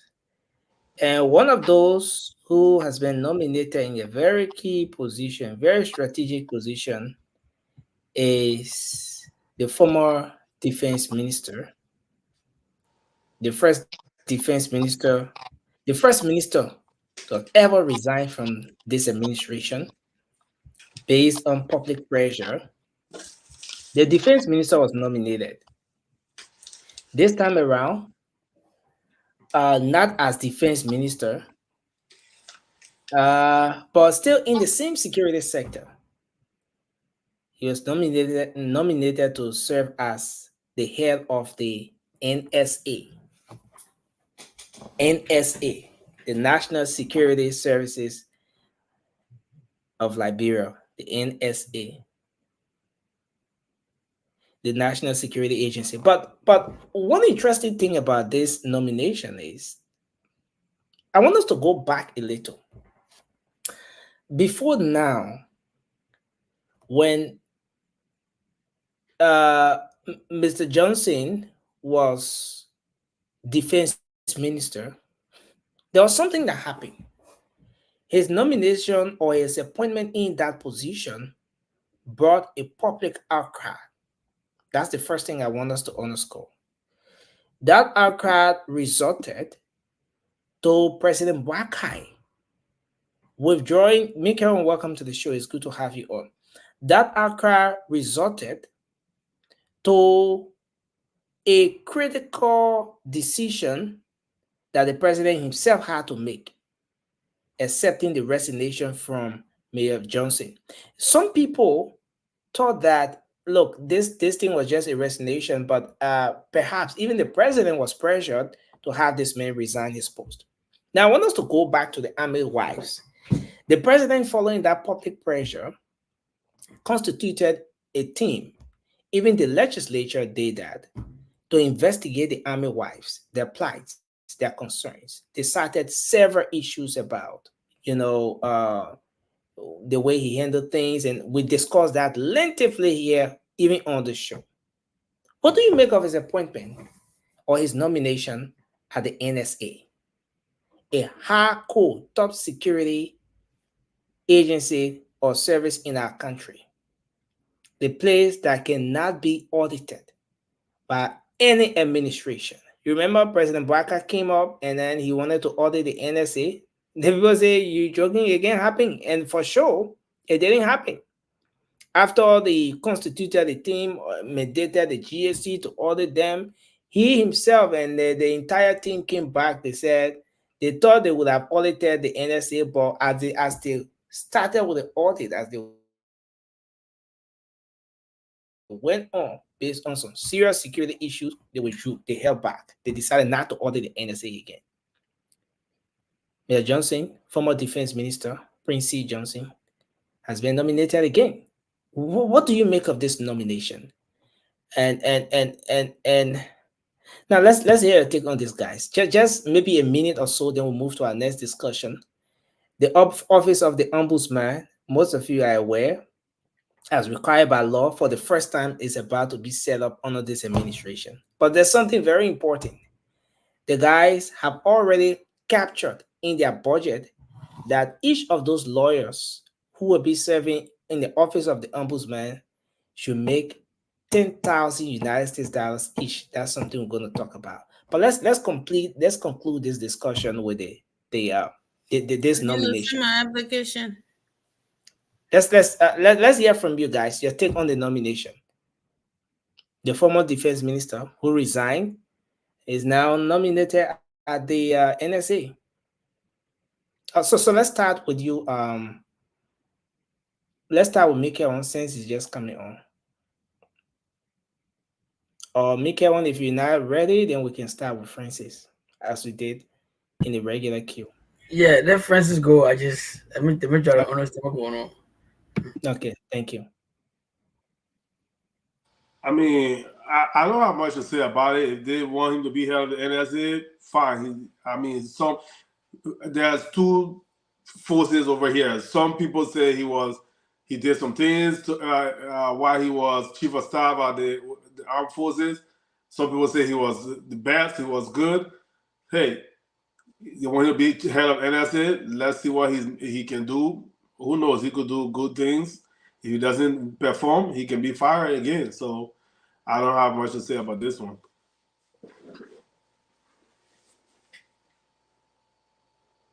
Okay, so let's hear from you, Rudolph.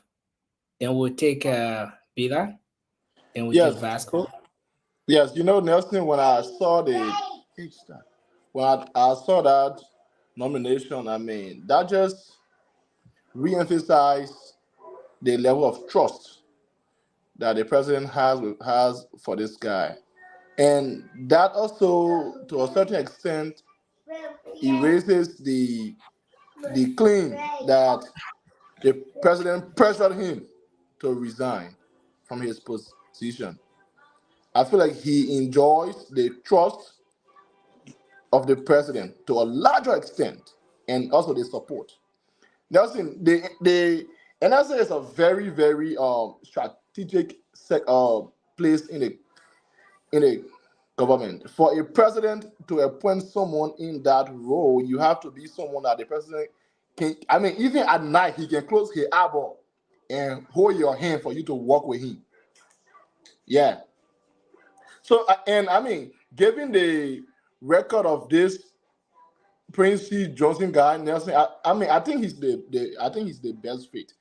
I mean, people who are going around criticizing him, I think they are not doing him justice because it's too early. We haven't seen him perform bad or good in that role. I think we should just sit down, watch him, and let's see how he delivers.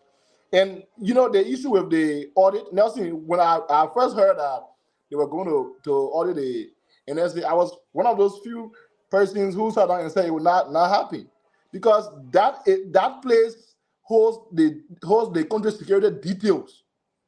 Any order you do, the report will have some kind of security implication on the country. So you don't do that. So I was happy that JMD and his government came back and said that they cannot audit. That was a smart decision to make. So yes, I think we should give Honorable P. C. Johnson the time to work for us. Thank you. Okay, thank you. Bila, let's hear you. Thank you. I think Nelson, there's can you a hear me? boost. You hear me? Yeah, okay, you're back. Okay, yeah, we can hear you. I just want to make sure that. Thank you. Yeah. Thank you. I think it is a boost to the security sector. For some reason, he resigned under the pressure that are very prudent at the time because it has many security implications from the very post that he occupied, but then that he got confirmed. I want to go suit the way my brother said it is a charge, a continuity of a charge that the president had in him, and nobody can erase the fact that that young man has been a boost to the security sector, basically from the army. There might be issue which we think the army faced, but then and even under his administration, but that will not erase the fact that he has that international respect, that international connection. Those are one of the many brings in our security sector. Listen, another thing here is, Bila, someone whose appointment, his confirmation brought about the first major protest in the country. Do you think it is prudent enough to have this very person getting renominated into the security sector of the country? Yes. Nelson, I want you to not forget about the society called a bureau and how things run and what basis people take issue of and how politically the country is charged. So that should not erase the fact that somebody has served. Somebody has that integrity, that connection, that impact in our society, especially to the security sector. So for some reason, the army wives and other people went out to say, we didn't charge him. We don't want him here. I mean, the president listened to his people and then getting out and putting in a very strategic place that he think he's gonna deliver as well. For me, I do not hold the view that people should put that set of blame every blame, all of the complaint they had some concern, some genuine concern, right? All of those basis concern that they have on Mr. Johnson, because those, I mean, those business things are things that fall under administration, and there are things that I think in your right mind he did, but you cannot fight the particular government that you are part of at a certain point. So for the NSA as being one of the very strategic area in government, a security branch of the government, for him to be appointed in that place, I think it is a boost and it is a real affirmation to the president charge to President Mr. C. Johnson. So I think that gave me the opportunity to see how he make that play productive, because there's a lot being going on in the NSA, and I believe that he got to do best. Let people sometimes take the usual politics we want to put in our sectors. It's bad for our country. Thank you. Okay, thank you. Let's take Vasco. I see the Army man has joined us. Is it tomorrow already? Yeah. Konowa is taking keen interest in this. He's here. Konowa, welcome to the tomorrow than today. I mean, but let's hear from you, Vasco, on this one. Yeah, Nelson, for this one, I don't have much to say because, I mean, that's the president right to. Wow. That's his right to appoint who you want to appoint. But all I would say is this: there was some investigation going on with the AFL because we saw the armed wife protesting for days. So we know that they told us that we're going to come back to the public and let us know the outcome of this investigation. So some of us, we don't know whether the Prince Johnson man was a very corrupt man, was a man that was handling the AFL very poorly and making our AFL men and women to struggle at the barriers. We don't know.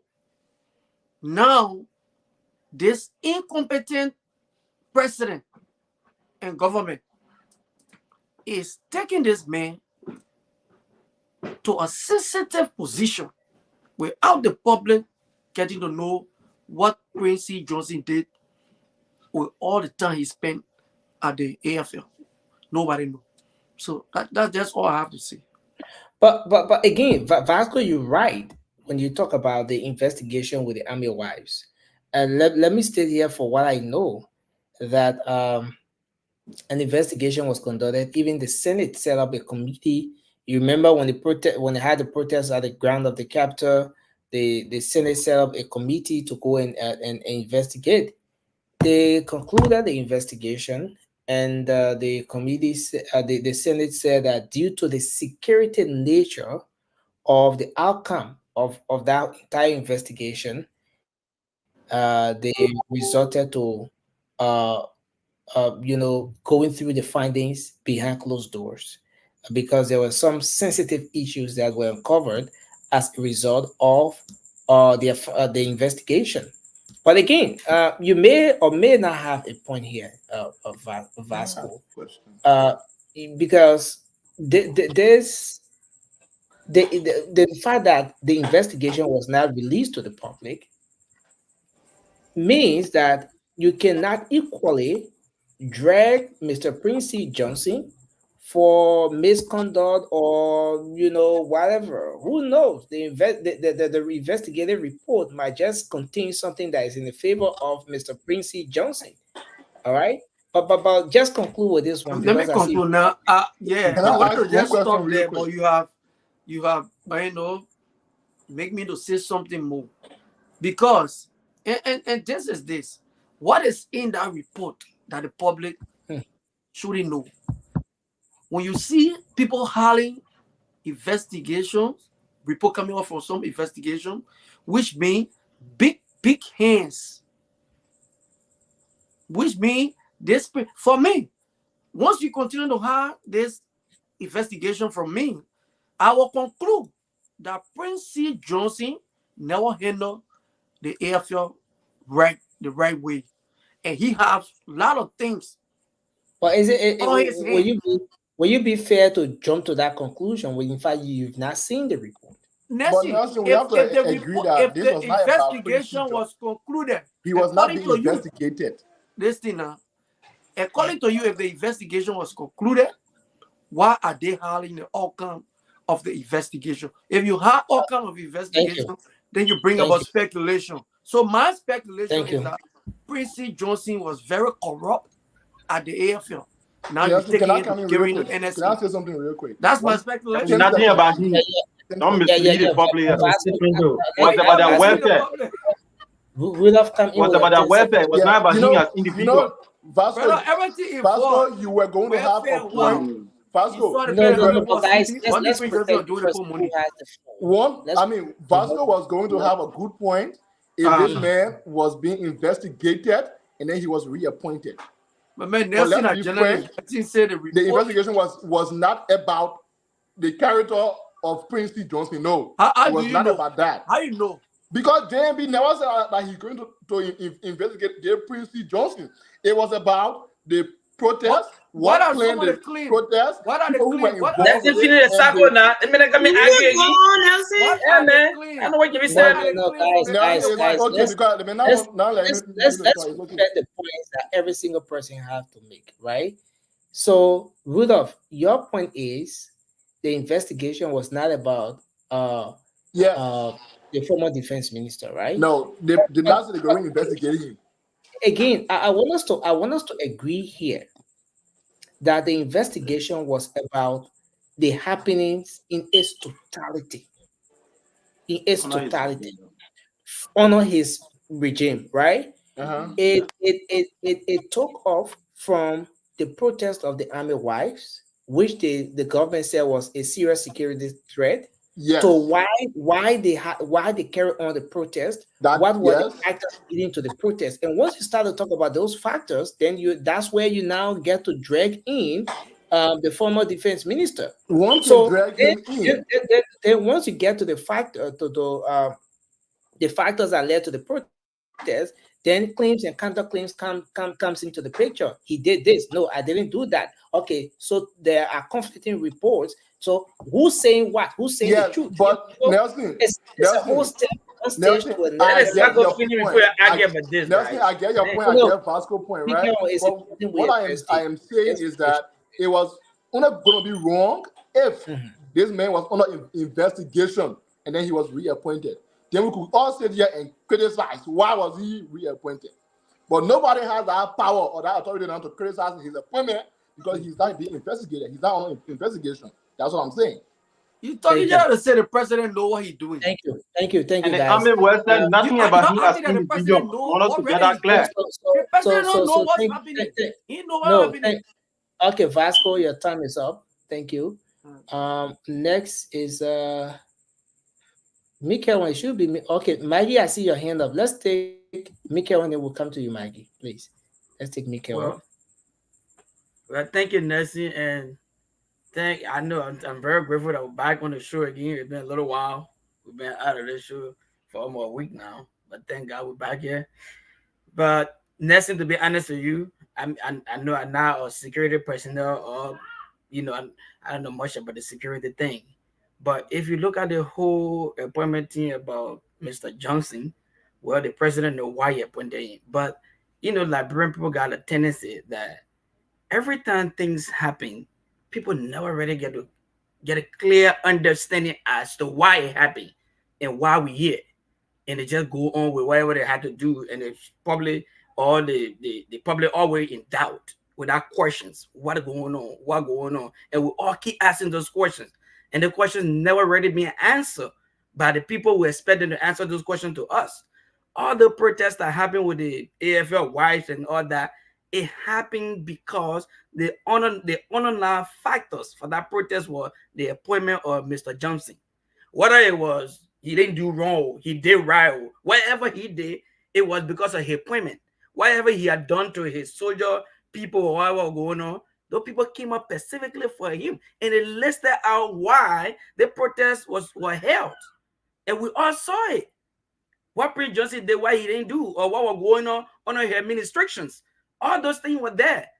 Now, the president had went on to appoint to that lucrative positions, But that position being a lucrative position, there are a lot of things that happen in Liberia. The NSA never come out to say, oh, the thing happened in the police, we're not able to solve it out, or this agency or the government, we're not able to sort it out, but this is what we got. But I don't know whether it's our job to do that or not. But like I said, I'm not a security personnel. But I don't know what's so important about the NSAs in Liberia and what have they done for the Liberian government to be so protective over the government or for the people of Liberia that they're going to appoint to that kind of lucrative position. We all know it's lucrative, but their job, I don't know how far the job description go. As far as for this, for the citizen protection of citizens, whatever it is. But I think it'll be doing a justice. It would just know something about why the AFL people were out there, why Mr. Johnson name was mentioned in the protest, and why they gave him their positions. And why it's so important in the society for him to be moving from one lucrative position to another with all those cases against him. And not against his appointment. I don't know his whatever qualifications he had that they had to. He's so important in the society of Liberia that you gotta be moving from one security center to another. So there are a lot of wild questions that we never have an answer to. So Thank that's you. what I think about it. Thank you, Mikhail. We just want to run over this quickly now. Okay, yeah, just go ahead quickly. Then we'll bring Alfred. Okay. And then Konya Lofa wants to weigh in his thought on this issue as well. We'll bring him on. So excuse me a bit. Peter Suare, I see your internet is good now. It has a very good quality. But let me bring Konya on. You'll be backstage just for a while. Let me bring Konya on. He wants to weigh in his thought on this. Then I'll bring you back. We just want to swap because studio is now full. So let's swap a bit. Yeah. Yeah, but go ahead, Mikey. Just quickly, then we'll bring.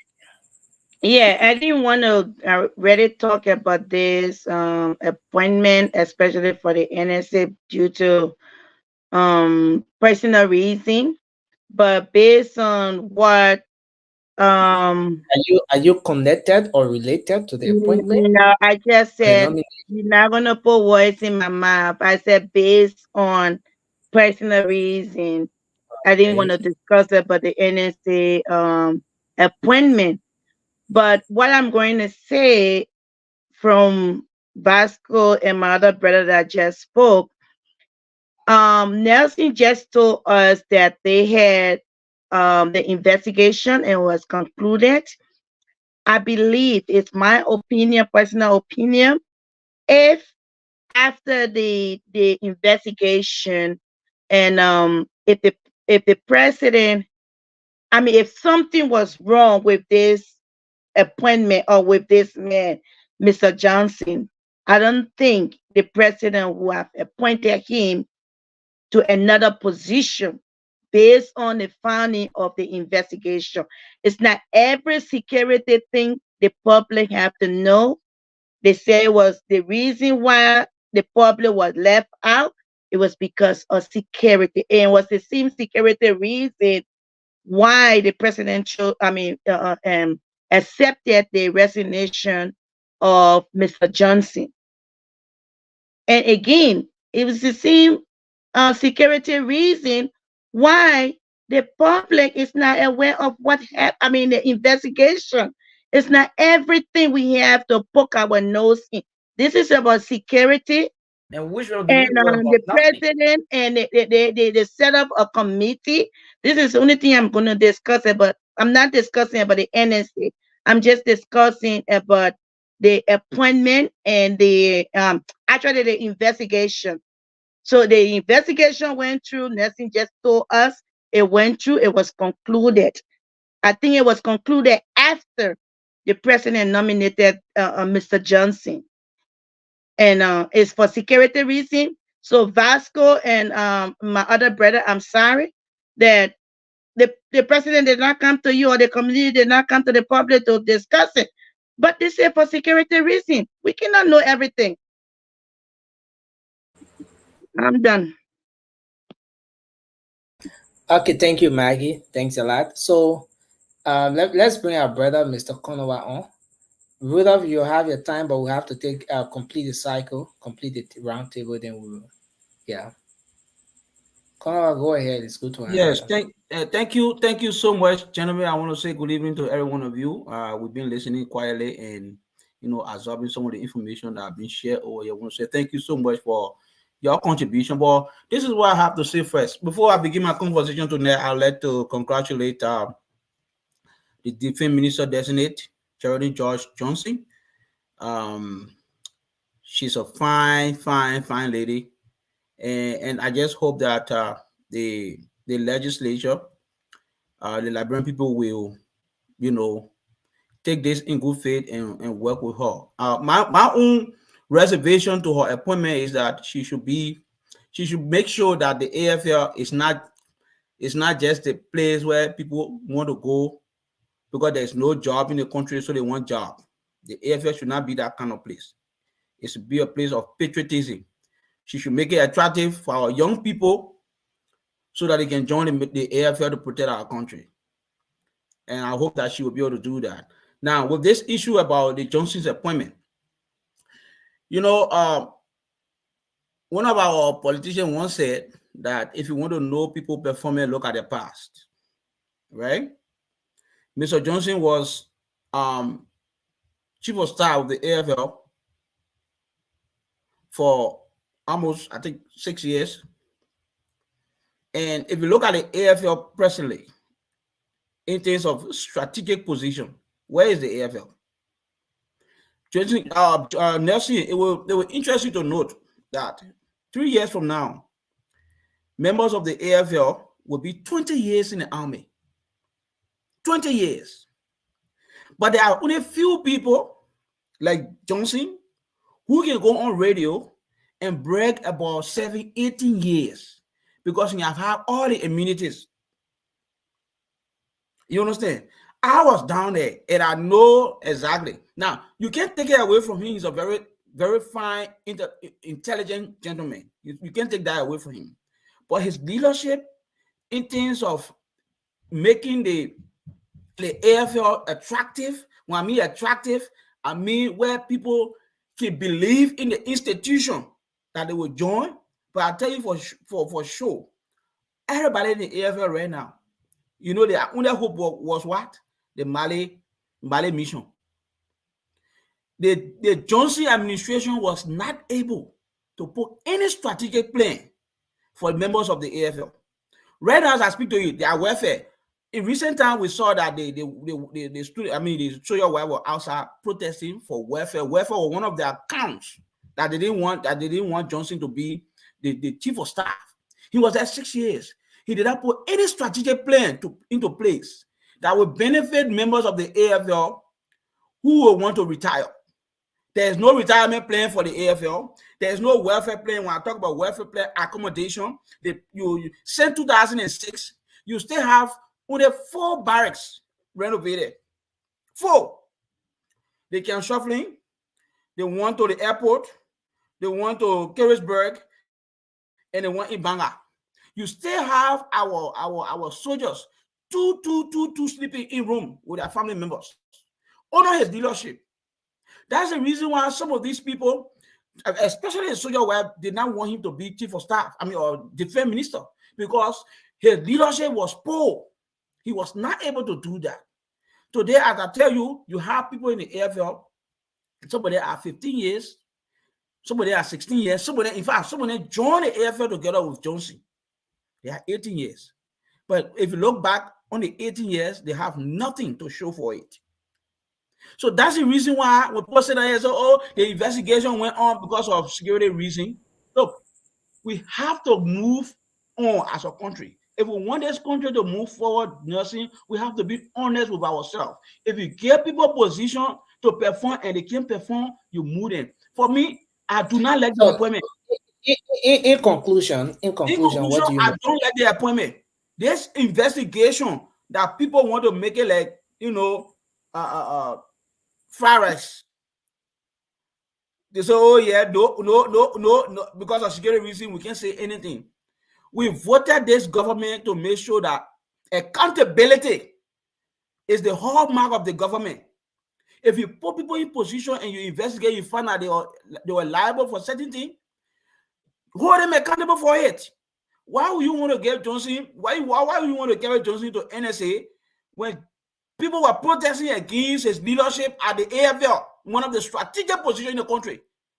Then you're taking him to give him to NSA, where in fact, one of the most corrupt institutions in the country, the NSA, is one of the most corrupt institutions in the country.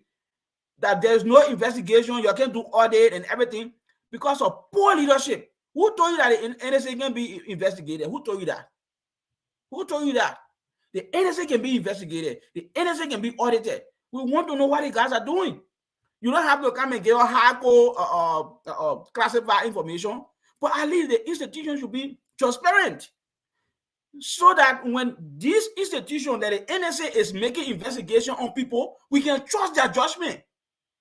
You know what I'm saying? The NSA is supposed to be the one helping the GSC in some of this investigation. But if the NSA can be the institution that says it cannot be investigated, how can the investigation of the NSA be something that we can trust as a people?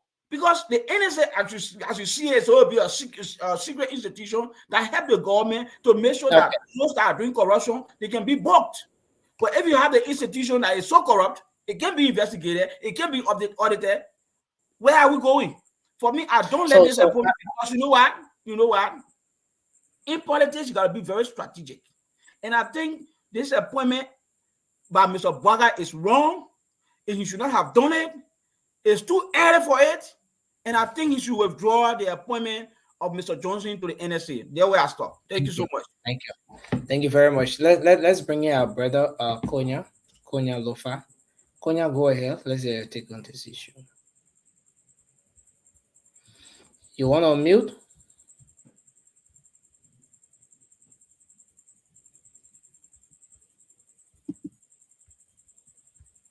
Okay, go ahead. You are unmuted. Yeah, thank you for giving me the opportunity once again this morning to come on the show. I'll be very brief. I actually do not know who is advising the president to do this kind of things. You know, I was very shocked yesterday afternoon, and then while on my Facebook page, I saw the post that General Johnson has been appointed as the NSA boss. I think it is very wrong because we know that we are going back to square one, and that if the president does not take time, there will be another round of protest. Trust me, I said that on the show before. I said that there will be more protests, and it happens. Johnson is not the only person to serve that position. Johnson could go as ambassador. If the president really want him to work in this government, he could go as ambassador, maybe to Italy, to come to the UK, to go to America, or any other country. Is he the only person that is qualified enough to serve that position? I think my brother and African was said everything I just wanted to say. And the NSA is one of the highest security organ, security body within that country. And we had the chief of staff on one time. He came out to say that, look, he was asked to overthrow the WIA regime. He fabricated lies, fabrication. So where are we going to be? He coming into this government again as NSA. But Konya, yeah. How do you yeah, he said it. He said it. No, I know he said it. But how did you establish that what he said was a lie? Well, no, but he could not come out to tell us who said that, who suggested that to him. Now he is going to what if we held pieces of the information due to security reason? No, but the chief of staff came out to say that people text him, people call him to then stage a coup, military coup to overthrow the then George Weah regime. So this is the same man who is coming as NSA boss, proposed NSA boss. So where are we going to be? He could, is there anything fundamentally wrong with this thing here? Because listen, we all know. For me personally, I would suggest he go away from the security sector. He could go as ambassador. But this is the main special. This is training.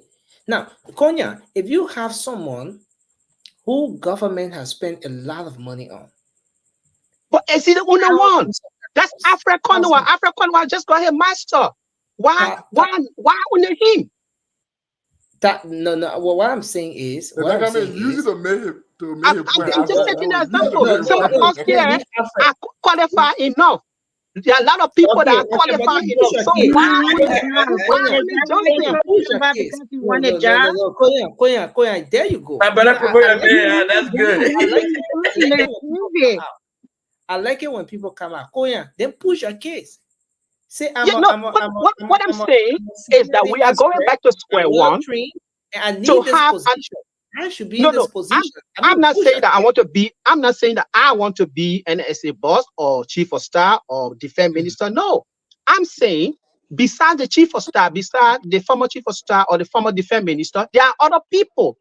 Why is it that only Johnson? We are going back to square one. We are going Nelson. We are going back to what we saw a couple of months. We are going back to disobedient because once there's no command structure, who is going to be taking command from the chief of staff? Johnson. We are going back to what happened during the 80s. We are going back to where the situation where people will be making fake coups and there'll be wrongful arrest. I'm just so afraid. Konya, you're trying to. I'm not. What I'm trying to say is that I would prefer for the president to appoint this man into other position. Not let him get away. Konya, let me say this. I mean Liberia, right? Yeah. So when you start to say that kind of thing, now what Professor Key can say, it will make my skin start doing jubo. You know. So you gotta be careful how you say these things. No, what I'm saying, the question is in the 80s and all that kind of stuff. Then no, it's not that. It's not that we hate the chief of staff, or let's say General Johnson. We do not hate him. I still call him chief of staff because forever he will bear our title. So what I'm saying, he is not the only person.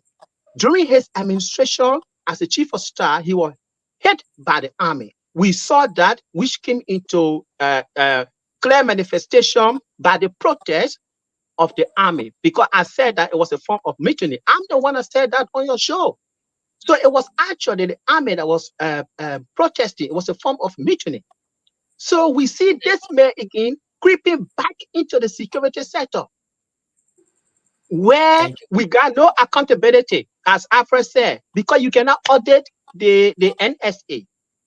There were a lot of things that went on during his tenure as chief of staff, during his position as chief of staff for the army. And those things have not been disclosed to the public. We don't know the findings.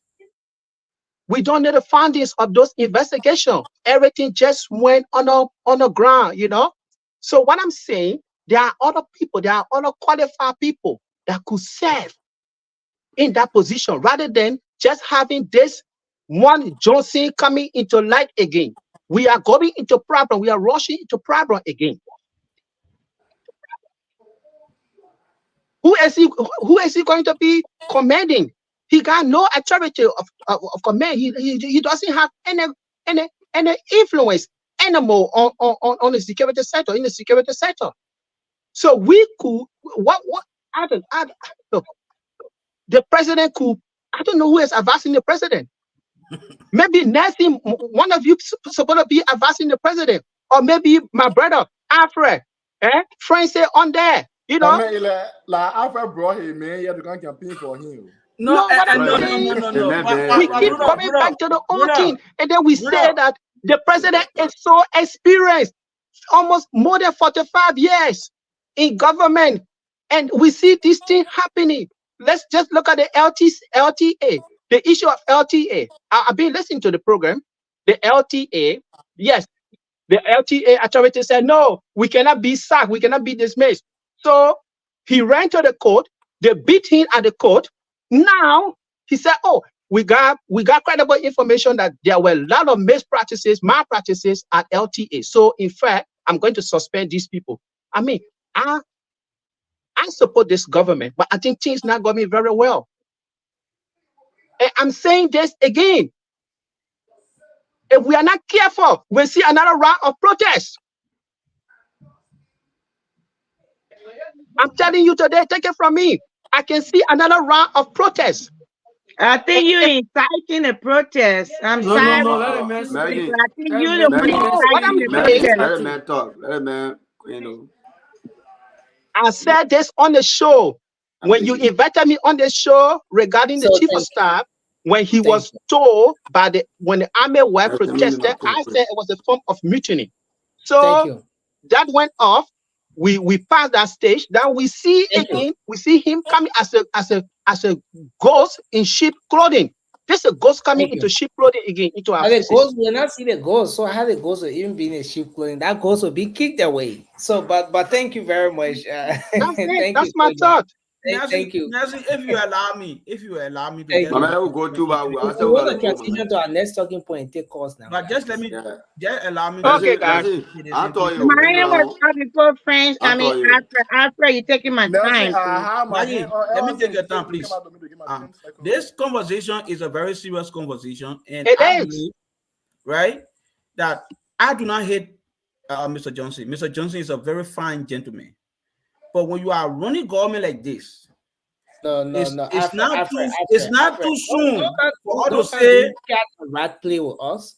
You 1 minute you say the men are fine gentlemen, the next minute you say the man did this, the man did that. When I say fine gentleman, he's an intelligent person, right? He has the academic credential. He has the credential, right? But what I'm saying here, his leadership style. But then you contradicting the thing. His leadership style over the last 6 years. He's a French gentleman. He has an academic credential, but the man get leadership. And he even went as far as saying he's an intelligent man. Yeah, he's intelligent, but he doesn't have leadership. Wait. No, Alfred. When I'm making it to you, to Ned Nelson, do you have the personal issue? The appointment by Mr. Bwagai is not strategic.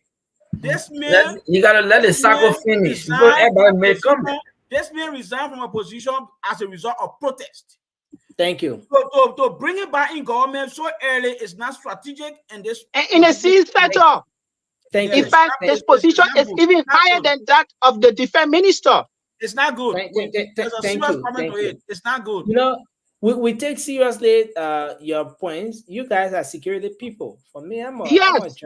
So, but let's hear from Moba. Let me just give we have to make a quick transition here, guys. We got to make a quick transition. Look, there's a lot to talk about. We ain't exhaust what on the plate, but anyway, that's okay. But go ahead. Look, let's talk. I understand already, right? I understand Alfred and my brother Konya Lofa, right? You know Konya Lofa, right? Okay, thank you for the correction. The National Security Agency is the branch of a lot of security agencies within the NSA. We got a branch of NB, which is the National Bureau of Investigation. It got a lot of branches and stuff in there. Prince C. Johnson, we will come here every day. We will say things. We will say, "Oh, the man was this." It's an allegation, and according to ISA sources, like there were investigations that went on, right?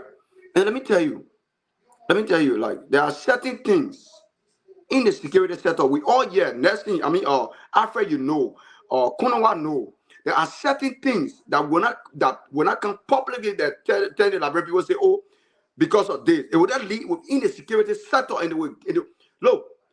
When it comes to the security sector, that now everything the citizen supposed to know.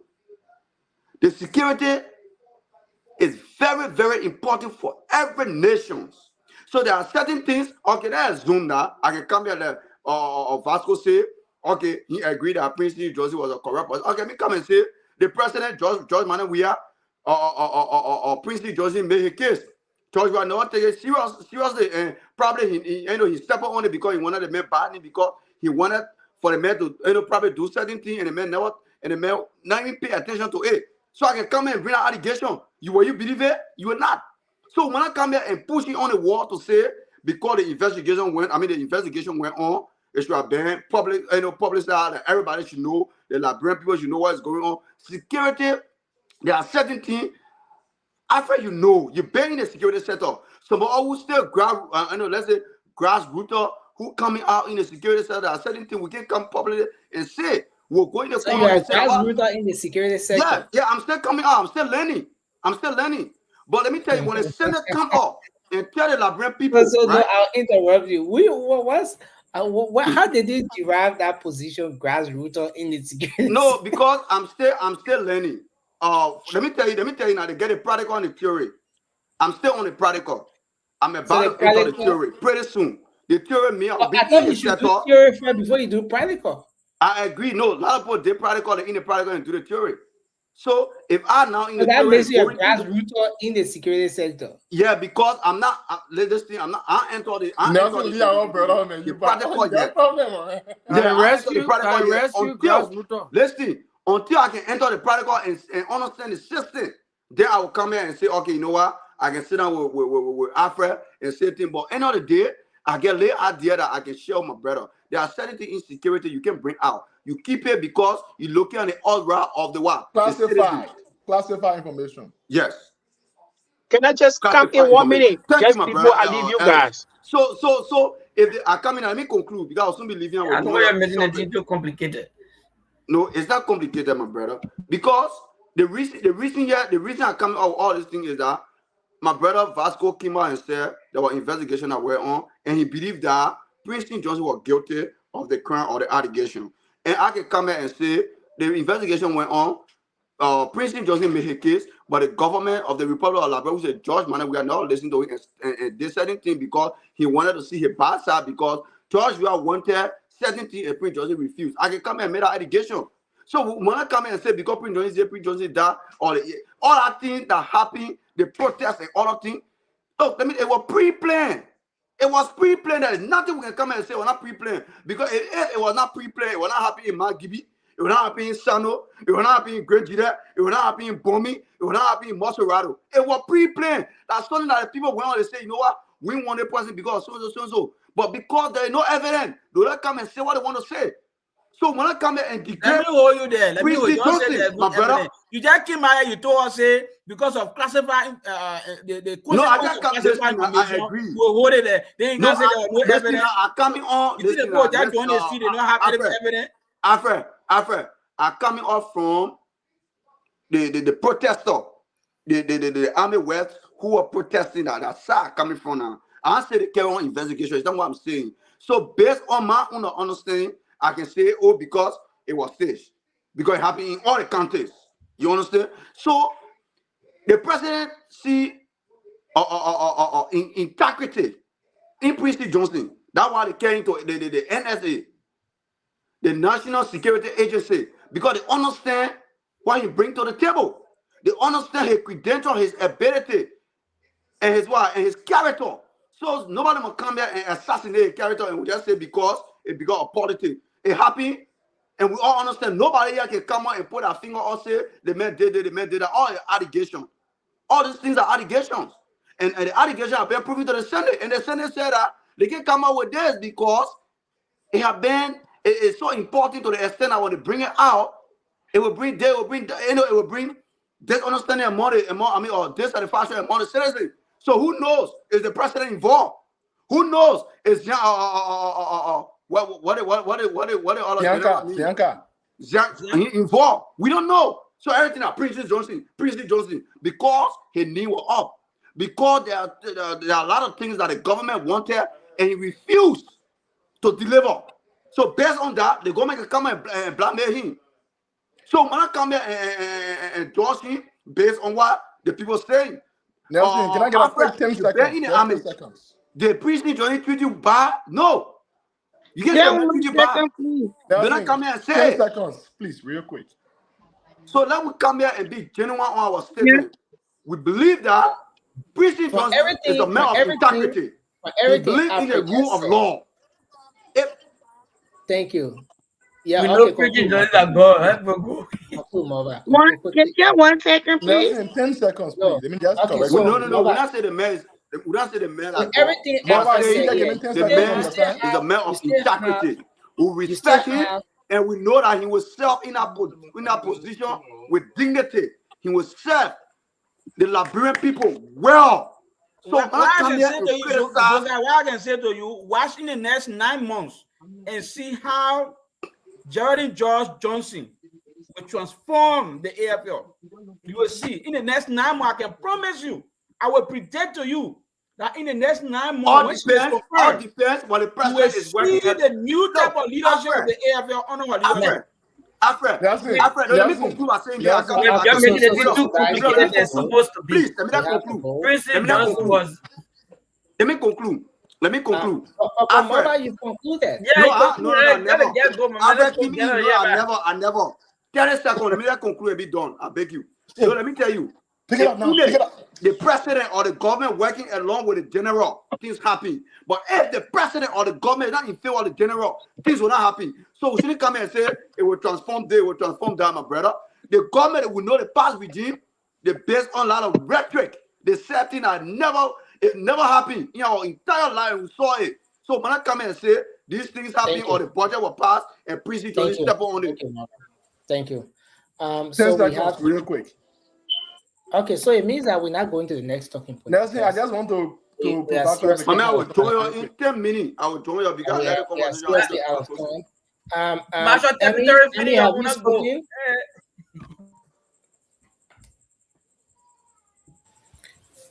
I'm looking at everybody. We don't want anybody else to speak yet, but you can go to the next topic.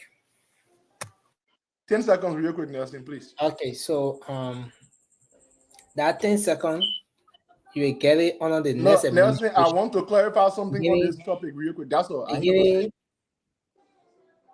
What clarity you want to make, sir?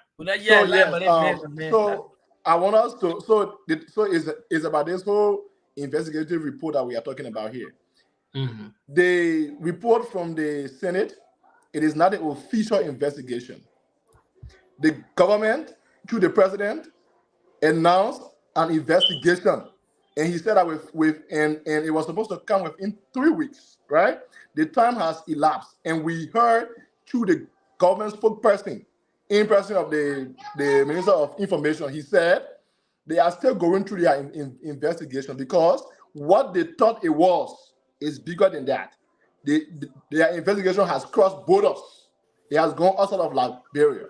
So let us not sit down here and say, oh, we have concluded the investigation and the reason why it cannot come out because he is guilty. No, he is not guilty. It's still ongoing. Thank you. And part of that cross-border thing has to do with the Mali mission. Nelson, I think I'm going to take my time. I said, let's go to the next topic, and I stopped talking about everybody else want to do run too. So let me take my time too then. Thank you. Let me progress. That's in media.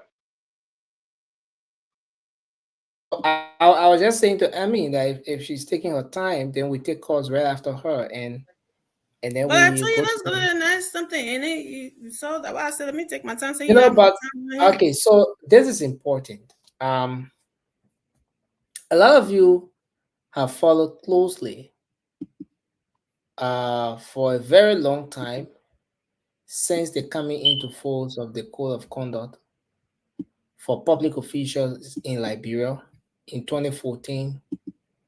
It was amended or revised in 2017. And the Code of Conduct provides the do's and don'ts for public officials, especially those people in the executive, for government officials. And over the time, there has been some serious concerns. You remember the other time we talked about the issue of asset declaration in the country, how officials of governments were taking off offices without declaring their assets.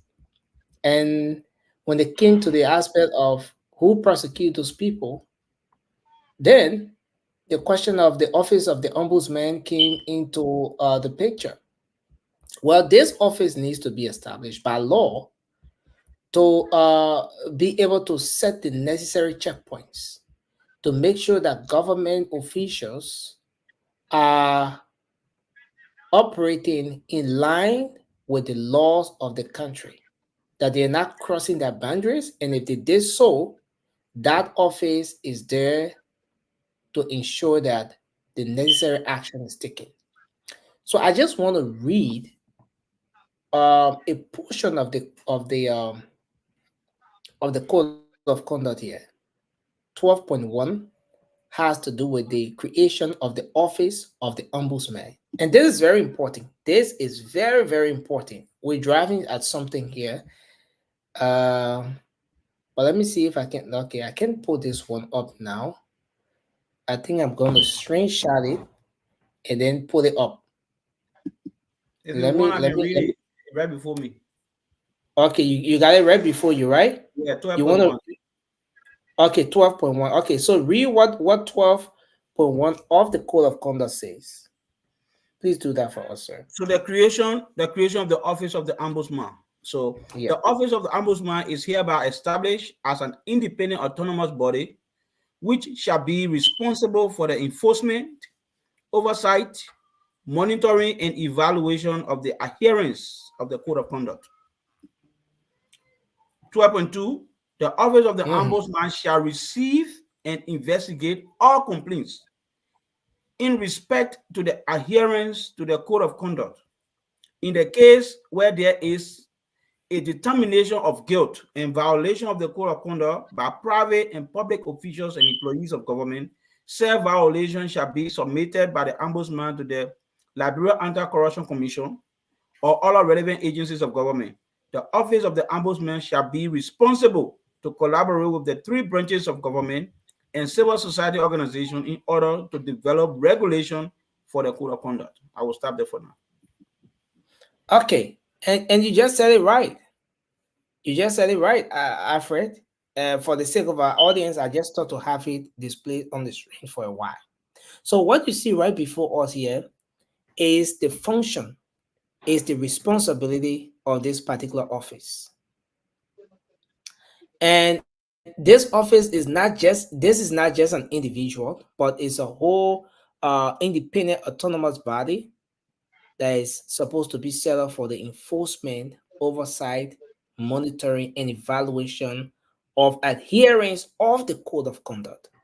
So all the other things we've been talking about, those who can read can be reading it while we go on. But all the other things we've been talking about here, with respect to asset declaration, people violating the code of conduct, what's supposed to happen to them, how do we prosecute those people, prior to the setting or until this office can be set up, all those people will adhere to the code of conduct based on their will, their willingness, based on what they want to do, because at the moment, the office is not set up, and so those individuals cannot easily be prosecuted.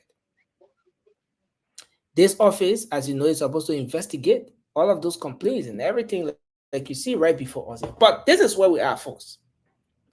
Under the 2 previous administrations, President Sirleaf, last 6 years, President George Weah, 6 years, we did not see this office being established, despite having a law on the book that calls for the establishment of this office. Under this administration, appointment was made. The president did make appointments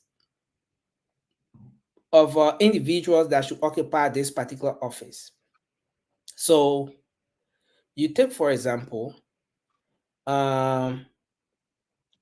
Councillor Lamik Pagwa, who used to be a panelist on the Spoon Talk, is one of those persons who was appointed, who was nominated. You have Councillor Finlay Kanga, is one of those persons who was nominated. And you have Anthony Edmonian Martin, Councillor Edmonian Martin. She's one of those persons who was nominated. So they had their confirmation hearing today. They were nominated. The confirmation hearing was today.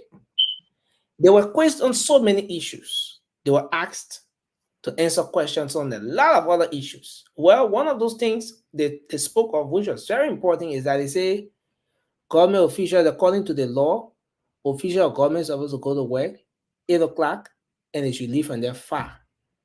So if you mean that lawmaker and every other person will be signing in and signing out, if you not sign in, you not sign out, the relevant action and will be taken against you, and that caused the lawmakers to be very angry today, especially when the guy said that. I say, in fact, you will not get our vote. But what I want to bring to our attention is this. I want to play this very short video. As much as Liberians are very eager for the establishment of the office of the Ombudsman, I want us to keenly watch this very short video here, just a portion of their hearing today.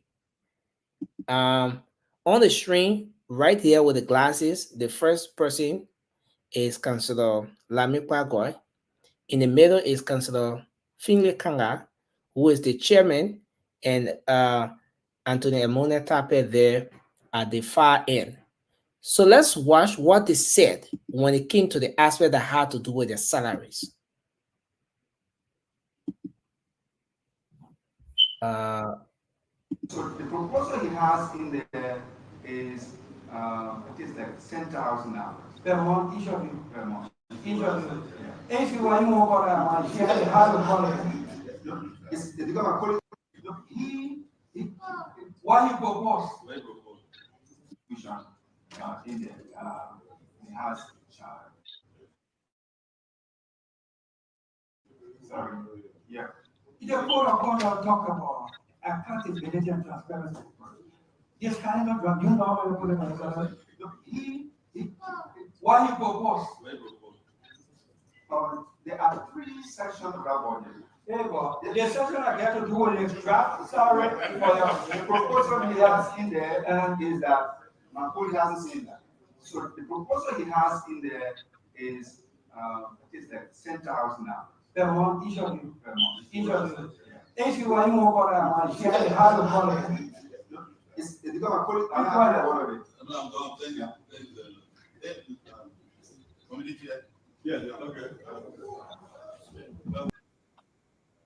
So there you have it, folks. There you have it. So the counselor, along with the 2 other persons, were quizzed back to back. How much are you expected to make in this role? They said any amount the government pay us. One of the councillors said, even if they give me 500, I will hold it because of that call to public service. And then Senator DeLong and the rest of the senators came back with a question. They say, oh, we have a draft. They say, okay, what's the draft? How much do you have there as salary for you? They said what they've presented as a draft is 10,000 United States dollars monthly for each of the councillors. Now, well, what is being proposed by those that are about to occupy this office of the Ombudsman? We as a country, do we have what it takes to be able to sponsor this office, to get it to fully function? Now, one thing I want us to consider as we proceed with this conversation is that this office has never been established.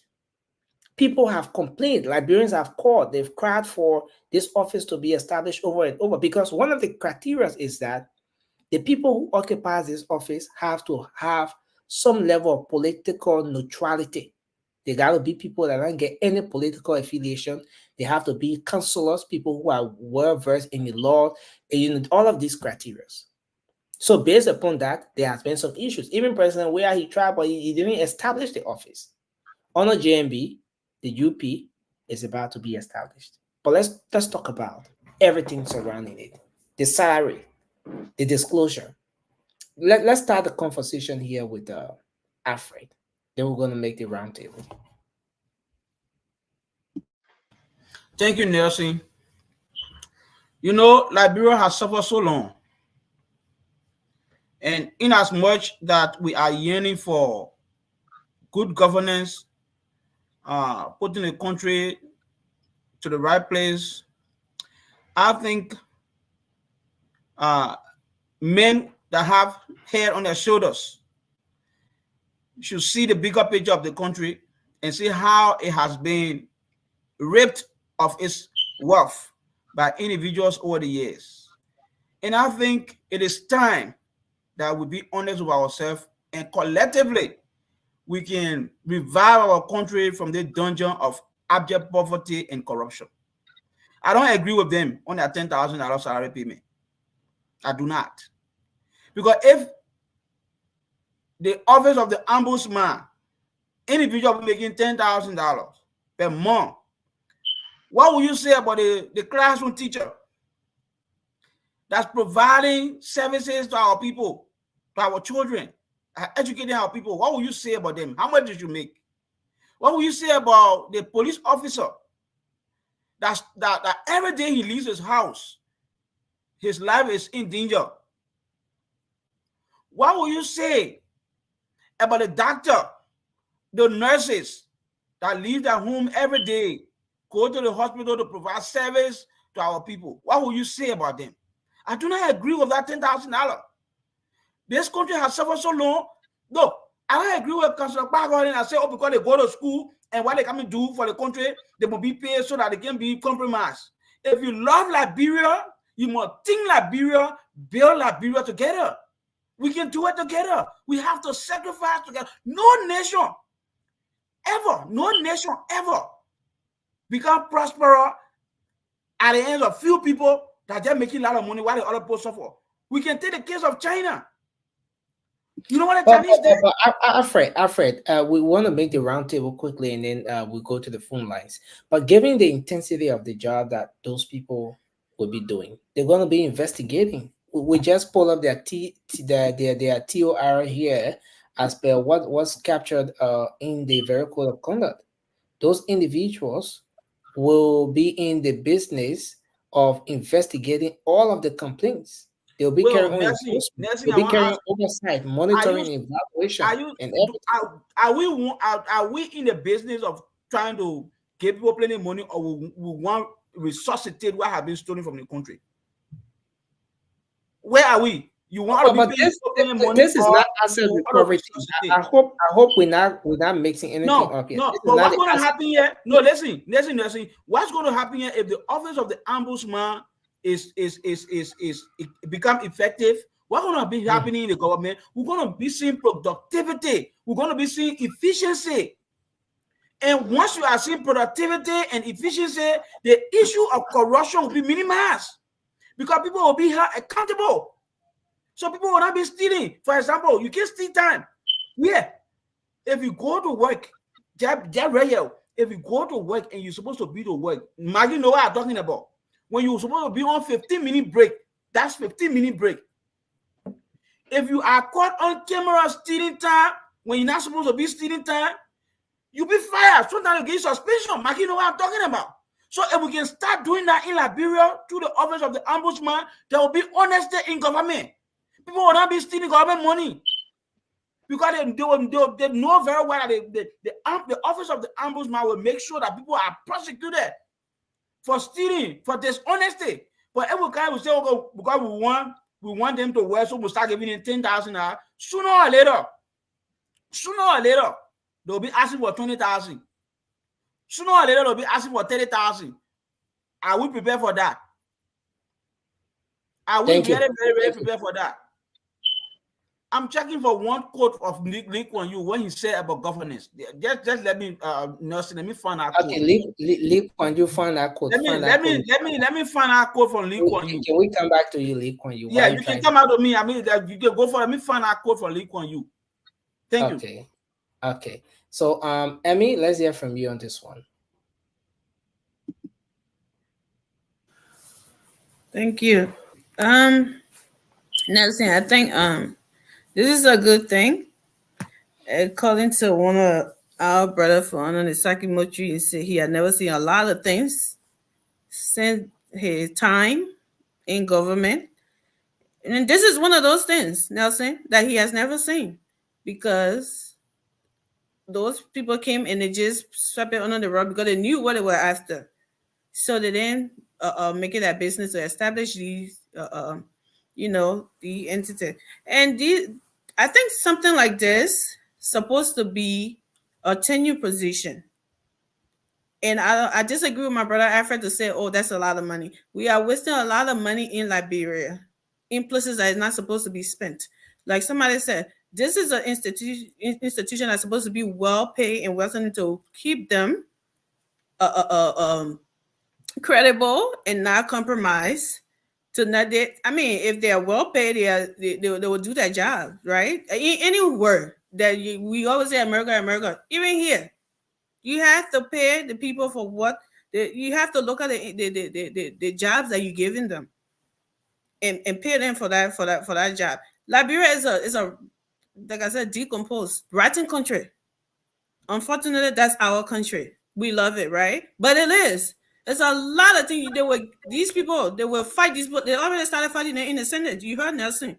Oh, but then you're not getting out vote for it. You're not doing the one citizen because they don't like change like this. So $10,000, I don't think is a lot. If they're doing their job the right way, I don't think it's a lot. And I think it's this kind of place should be. This is one of the places that should be Tenure. This is one of the places that they have no loyalty to anybody. But do you realize, Emmy, do you realize that if those individuals are confirmed and the office is established, do you realize that those guys will be making more than the senators, the lawmakers, the representatives that most of you have complained about, you've said the worst about? Do you realize that they're going to be making more money than? That's what I just said. The senators are not doing much anyway. They are corrupt themselves. Those are one of the places that money is just being spent for. I mean, just few of them there, but money is just being spent there for what? Nothing. They're not fighting for the country the way all the people the way they're supposed to be fighting. Now, I understand when I first said about the policeman, the school teacher, they should be paid as well. But it doesn't mean that when you see a place like this, you say because the policeman making sense, or they should all make 150. No, Alfred, no. This is a very, very, you understand? You're calling what the other place need. Look what it. This is very, very, this is a very something area that should be well funded and well paid. I don't think 10,000 out of there. A lot of places they can get that money from and pay these people, and for them to be something, it should be a Tenure position. Thank you. We want to make it get it going real fast now, so we take few calls and close. It's already 4 a.m. in Liberia. Vasco, you want to come in? What's your take on this quickly? Yeah, I mean, for me, I think this is just another means of getting money for some people, because this office, I don't know what really they're going to be doing, because I know for a fact that office will not achieve anything in Liberia. So it's just another means of putting money somewhere and going after it at the end of the day. That's how I look at it. Because in Liberia, the process of even carry on investigation, that's a lot of money for you to also look at one individual to pay them 10,000, even more money than what the lawmaker make. I mean, it's unfortunate, man. This Liberia have few things right now that the people really need. That's why I can always say this government don't have no priority. They just jumping all over when you cut the chicken neck. There is serious issues in our country right now. Now you can spend some of those money on and get it fixed. But at the same time, you're trying to bring about opposition, not at forcing or rushing right now. Like I always say, every government, when you come to power, your first priority should be what? The people. How best you can work around the people to meet their needs. I know everybody will not be satisfied in the country, but look at the country right now. Prices are skyrocketing than ever before. The electricity situation. I mean, there is just too many problems.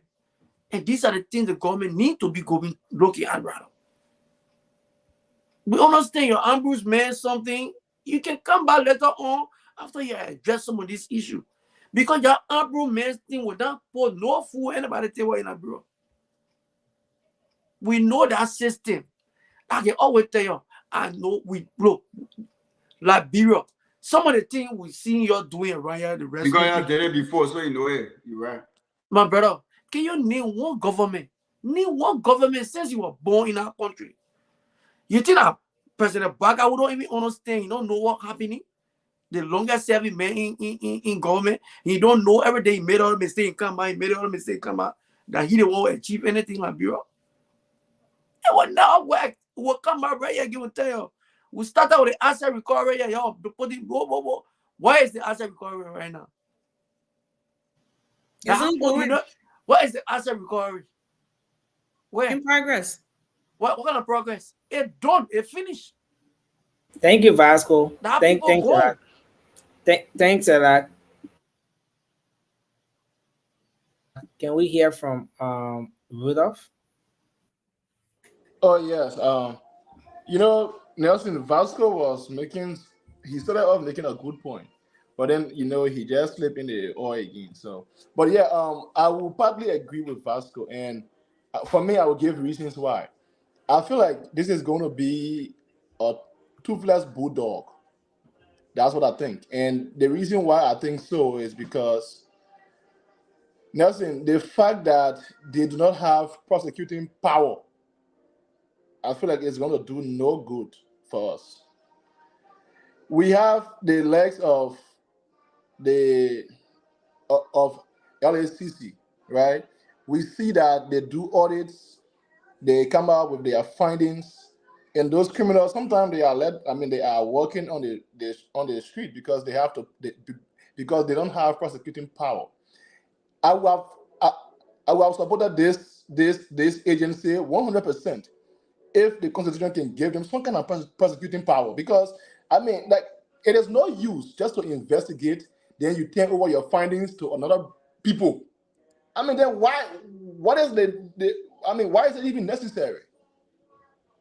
I feel like it's gonna be a toothless bulldog, Nelson. And let me say as well that with our current economy, I don't think any single man should make $10,000 in Liberia per month. Nobody should make that kind of money.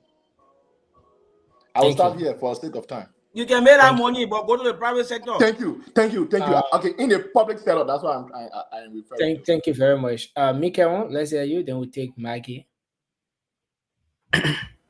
Well, Nelson, like you said, this is a very, very, very unique topic. To be honest with you, that established the fact yet that Liberia government always establish entity and sometimes they don't do nothing. And we can see a lot of example in the Liberian government, all the entities they are created, they haven't done their work. And some of them still sitting there with paying people to do their job. Like I will go back to the LACC, GAC, and they are all sitting there with paying assets recovery team to be chasing corrupt people all over in Liberia. They still sitting there. Then we're coming again. This is one of the poorest countries in the world to create another new entity to bring on new people to be sitting there to be making $10,000 a month. You're talking about $7.2 million after the 6 years. Now just consider it will be 10 people making that money. Why Liberia getting that kind of money for to go put in waste again? Those people will be there to be advocating for patients, customers, employee, and not just from the government side of the spectrums. You're looking at all sector for Liberia workers and everybody. Patients, like I said, customers.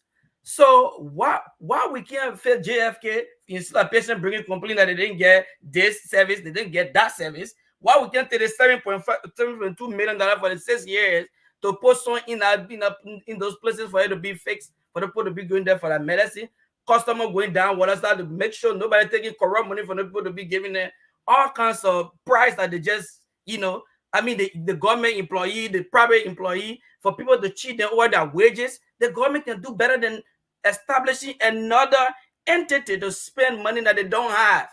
They put you crying that the budget is set up the fee. They don't even have the money.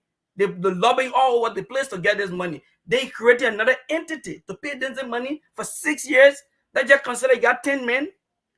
So that government start wasting the money you don't have. and focus on what will develop this country. We already know every workers in Liberia being cheated over their wage and all that. There's a way we can fix the sector instead of creating another sector that we cannot, pay. That means that we can pay, but we don't have the money to. It's like Basco just said, they're putting on another group of people to be making free money from the back of the people. The fact that the entity will help Liberia, but guess what? That Buddha just said, where will they carry their founding and who will push it? Who will push it where? So it's just another means of creating another entity for to be paying them free money. So please, let's get rid of that. Pull it on the table right now. Let's put it on the table right now and do what we can do to set the country. At least that get someone will start moving before the thing come to place. Thank you very much. Let's hear from Mikey. Mikey, go ahead. I beg to differ from Rudolph and my brother that just spoke. The agency that is being set up, I think it's in the best interest of all Liberians. They're going to be going at, just where they're going to be going after the very government that employing them. My only problem is the money. Where are we going to take the money from to pay these people? $10,000 each. I think that's my only concern. But this organization, this entity needs to be established to go after the. We're talking about corruption. They're still going, people taking, stealing time. That's part of corruption. And you asking where the funding is going to go. We have the police. When you do an investigation, you send it over. That's chain. It's a chain of command. You start with the first branch, which gonna be the entity. From then they take their funding to another branch, which might be the very NSA we talk about, or the police. So I don't see this. My brother said, another waste of money or another waste of entity, or it's not going to do anything. We have to give the people the benefit of the doubt and let them do their job. They already started with the very Senate that is about to commission them. My only thing, that's the money. Maybe about $6,000 to $7,000, maybe, but $10,000 to me is way too much for our struggling country. Thank you. And the people, one thing, I think we did not listen to them. One of them said they can accept any amount. So they're not even focusing. It was Senator Jalen, the one that pushed I can't remember who's the person that we were asking. He's the one that pushed them towards how much you want to make or how much in your draft. But they came out and said any amount, even $500. So why are we talking about this? Yeah, Vasco gonna continue to Mikey, that's if you are saying that you can accept just anything, even 500, but you present a draft that contains 10,000, how do we reconcile? Yeah, they presented a draft like again. They went to the table. They felt that their job left for me. If I'm going to a place and they ask me how much I'm going to make, sometimes I say, what you can afford to make, what you can pay me. I know my worth. They know their worth. If they're in the private sector, they might get more than even that a month. Those people are lawyers. They are not just on Yana boys. I'm sorry to say Yana boys. I'm not putting any money down, but they're not just people sitting down down water side. They went to school, and that's why when you go to school, you know your worth. The level of time they spend in school, they know their worth. They can open their own private law firm. They might even make more than that money. So it's a service. They say you can pay them any amount. Same thing. If I go to a job, I know how much I know my my experience. And if you tell me, okay, maybe based on the type of place I'm going to work, I can say, okay, I can bargain. I mean, they're looking forward to the government helping in. You know, this is interesting, Maggie. Someone is saying, when I asked a question about how can you say you can accept 500, but then you have 10,000 in your draft, and someone says, is Tommy Jr. says, Nelson, you have to propose an amount that's at the top of the room for negotiation. How do we even start this negotiation? Where do we start this? You can He's you right. Let's get the level of corruption we're talking He's about. right. Let's start Because if corruption I go to a job, one second, if I go to a They'll be job, businessmen I in there. apply That's to this business. job, and you tell me I'm That's going to corruption. I'm going to say probably I want to make $100,000 a year.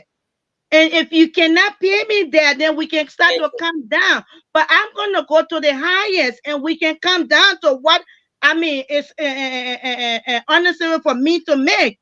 But I will not Vasco, you're come to you eating on say the I show. want to We're eating make. on the show, If I know Vasco. my top is 150, I'm not going to tell you say 150. I might say 200, and you the one Okay, got to come down to my level.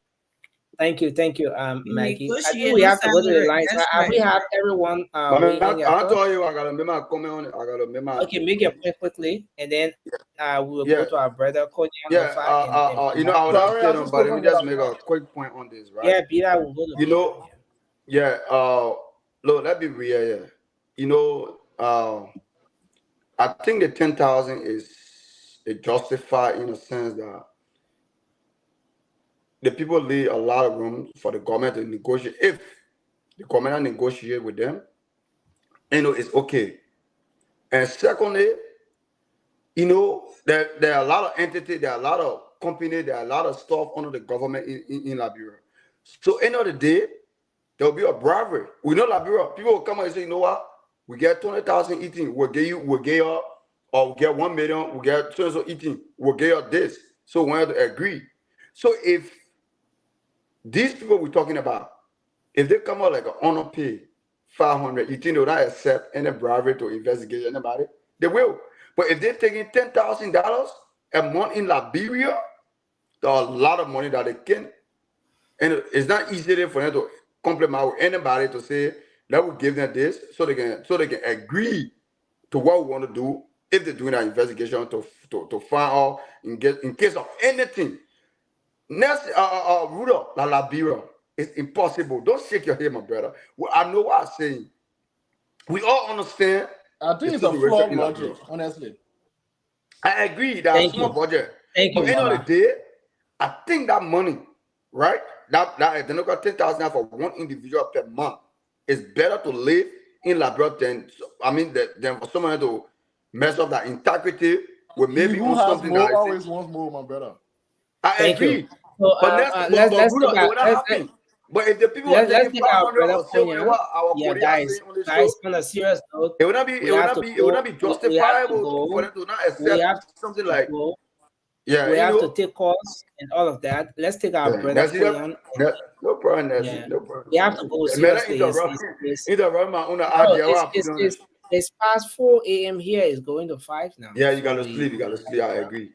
Take a call. Konya, go ahead, and then we take Peter, and then yes, I'll just be very brief. But Nelson and the panelists, I think it's very regrettable. I feel so downhearted to have these people as senators. I regret. Sometimes when Vasco says that, oh, the government is like a chicken that, when you cut the hair and that the chickens does not know where to go, is running here and there. That is what happening to this government. And that's now I agree with Vasco. Who decides the salary of the senators? It's the senators themselves. So what is the role of the Civil Service Commission? But the senator is an independent body, right? So you don't say the senators are independent body. No, so when they say they want to make 30,000, we should get 30,000. We should be asking them to reduce their salary to $5,000 US per month. Government. That's my point. Mama, mentor now. You were bashing government, time for you to bash you. Go Mama, you ahead, need to brother. leave for Hell out of here. America. Mama, you need to leave for America and go to work and go run as one of the senators. Because are you people spoiling Liberia? You are one of those. Now I know you are one of those. Sometimes Vasco said things, I get a bit upset. But you to sit on this platform, Monba, to encourage somebody being paid 10,000 when our brothers and sisters cannot even eat at the school. There are no chairs at Tome High School. There are no chairs at GW Gilson. There are no chairs at Nipo High School. Monma, you sit on here to support somebody being paid 10,000. That's 120,000 per year. Look, I don't know. Look, we need to, we the young people, yeah, we need to get hold of this country. And the time is coming. I'm saying this, that the time is coming. We the young people will take control of our country. Amen. I'm telling you, the time is coming very soon. And that's why I keep saying, after this 6 years, after the 6 years, if our people, the elderly people cannot do anything good, we will take over that country. I keep saying it. So Emmy is not a they're just running head-to-scatter. We're supposed to be asking the senator to reduce the salary to $5,000 per month. Now you sitting on their monument supporting these people to pay those so-called corrupt lawyers that are coming to be Osborne. You know the meaning of Osborne? So what is the difference between the LACC rather, and those people? We already got an institution that is fighting corruption. So why should we have these people to come as Osborne, financial Osborne? They got financial Osborne in the United Kingdom. Go it. You know what they do? Is to come in between insurance company, between private companies, and the citizen and the customer. If anything goes wrong, Google it. You go on your computer and Google it. But you saying they just completed so we can no, go what I'm saying, there's no need for that. We already got LACCA, the Liberia Anti-Corruption Commission. So why should we bring about these people into government so that we will be wasting 10,000 each for them when our schools, when our hospitals are dilapidated? When you go to Tomeha, there's poo water running from the toilets. When you go to GW Gessing, there's toilet water running from them. Then you sitting down on them. My brother, I regret. You gotta regret because we all know the budget. No, don't support this. We should not support this. We should even be telling the senator we should reduce the salary of the senators, the representatives. All the government school are increased, the budget increased. So what are you talking about? We should be thinking about relieving taxes at the port. We should be talking about relieving taxes at the port to generate more money for our school, for our hospital, not to encourage those buga to go over there to take 10,000 each. All of them in our house, they are so buga. Let me tell you, the representative, the senator, I'm saying your platform will not be here responsible. I'm saying all those people that just vote for, they just vote for, they just speak enough. We should be speaking enough. So we be saying that they should reduce their salary rather than the senator. They're not sitting in our place, asking the people, how many do you want? How many do you want? Who are you? Some other people, we need to handcuff them very soon and lock them up. I'm telling you. Let me say this. It's wrong. You frustrate the people. The people say that about the Liberia don't even get corporates to eat. We should be thinking about reducing the prices and reducing taxes at the post so our people can have better life. And now I know that what Vasco can be saying, they are just running head to scatter, just like when you cut the chicken head. That's true. Thank you, guys. We have to go to the phone line. Sorry, just take just a minute or so. You know. Anyway, thank you for having me on the show. One thing, but anyway, we don't have time for Osborne. But next time you come in, just make it sharp on that whole Osborne thing. We need to understand it well. Because I needed to know as to whether mobile is part of the Osborne as well. Whether it's one of those. Nelson, you are eating a brother time. Go ahead. Sorry, don't mind Nelson. Nelson, please. Sorry, go ahead. Nelson, Kasi gave me all. Don't mind. Go ahead. Thank you, Nelson. I think you need to have timekeepers on time. Because sometimes we have too many passion for how we call people corrupt and forget about radio is done or the program is done. So we have to distinguish our feelings from logic, bring in reality, combine it with some conclusion as related to business happening in Liberia. I have not agree with Senator questioning people based on their salary because they are one of the problems when it comes to Liberia making certain progress because they make a lot of money with no good work. I mean, we have not seen the kind of work that we should be impressed with.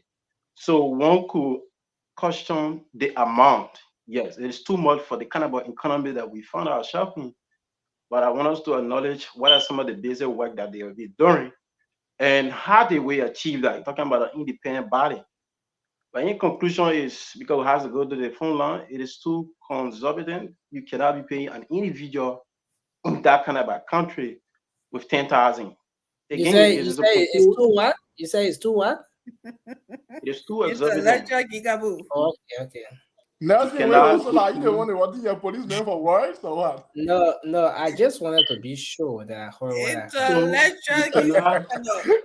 Nelson, you Go ahead, talking? sorry. It's too exorbitant. Interrupting the ball and Lenny. Lenny, I'm sorry. No, there's a lot of people in the back when they describe, when they disrupt the show. I mean, I'm not seeing it go around, but anyway, that's it. So you cannot suggest certain P. For me, I see it very irrational to say we can accept any P. What were you even thinking or looking at the kind of a country you find yourself in to say they should pay an individual 10,000? So I mean, that would be real when it comes to public service. I mean, those are sacrifice error. You can't come and get what million.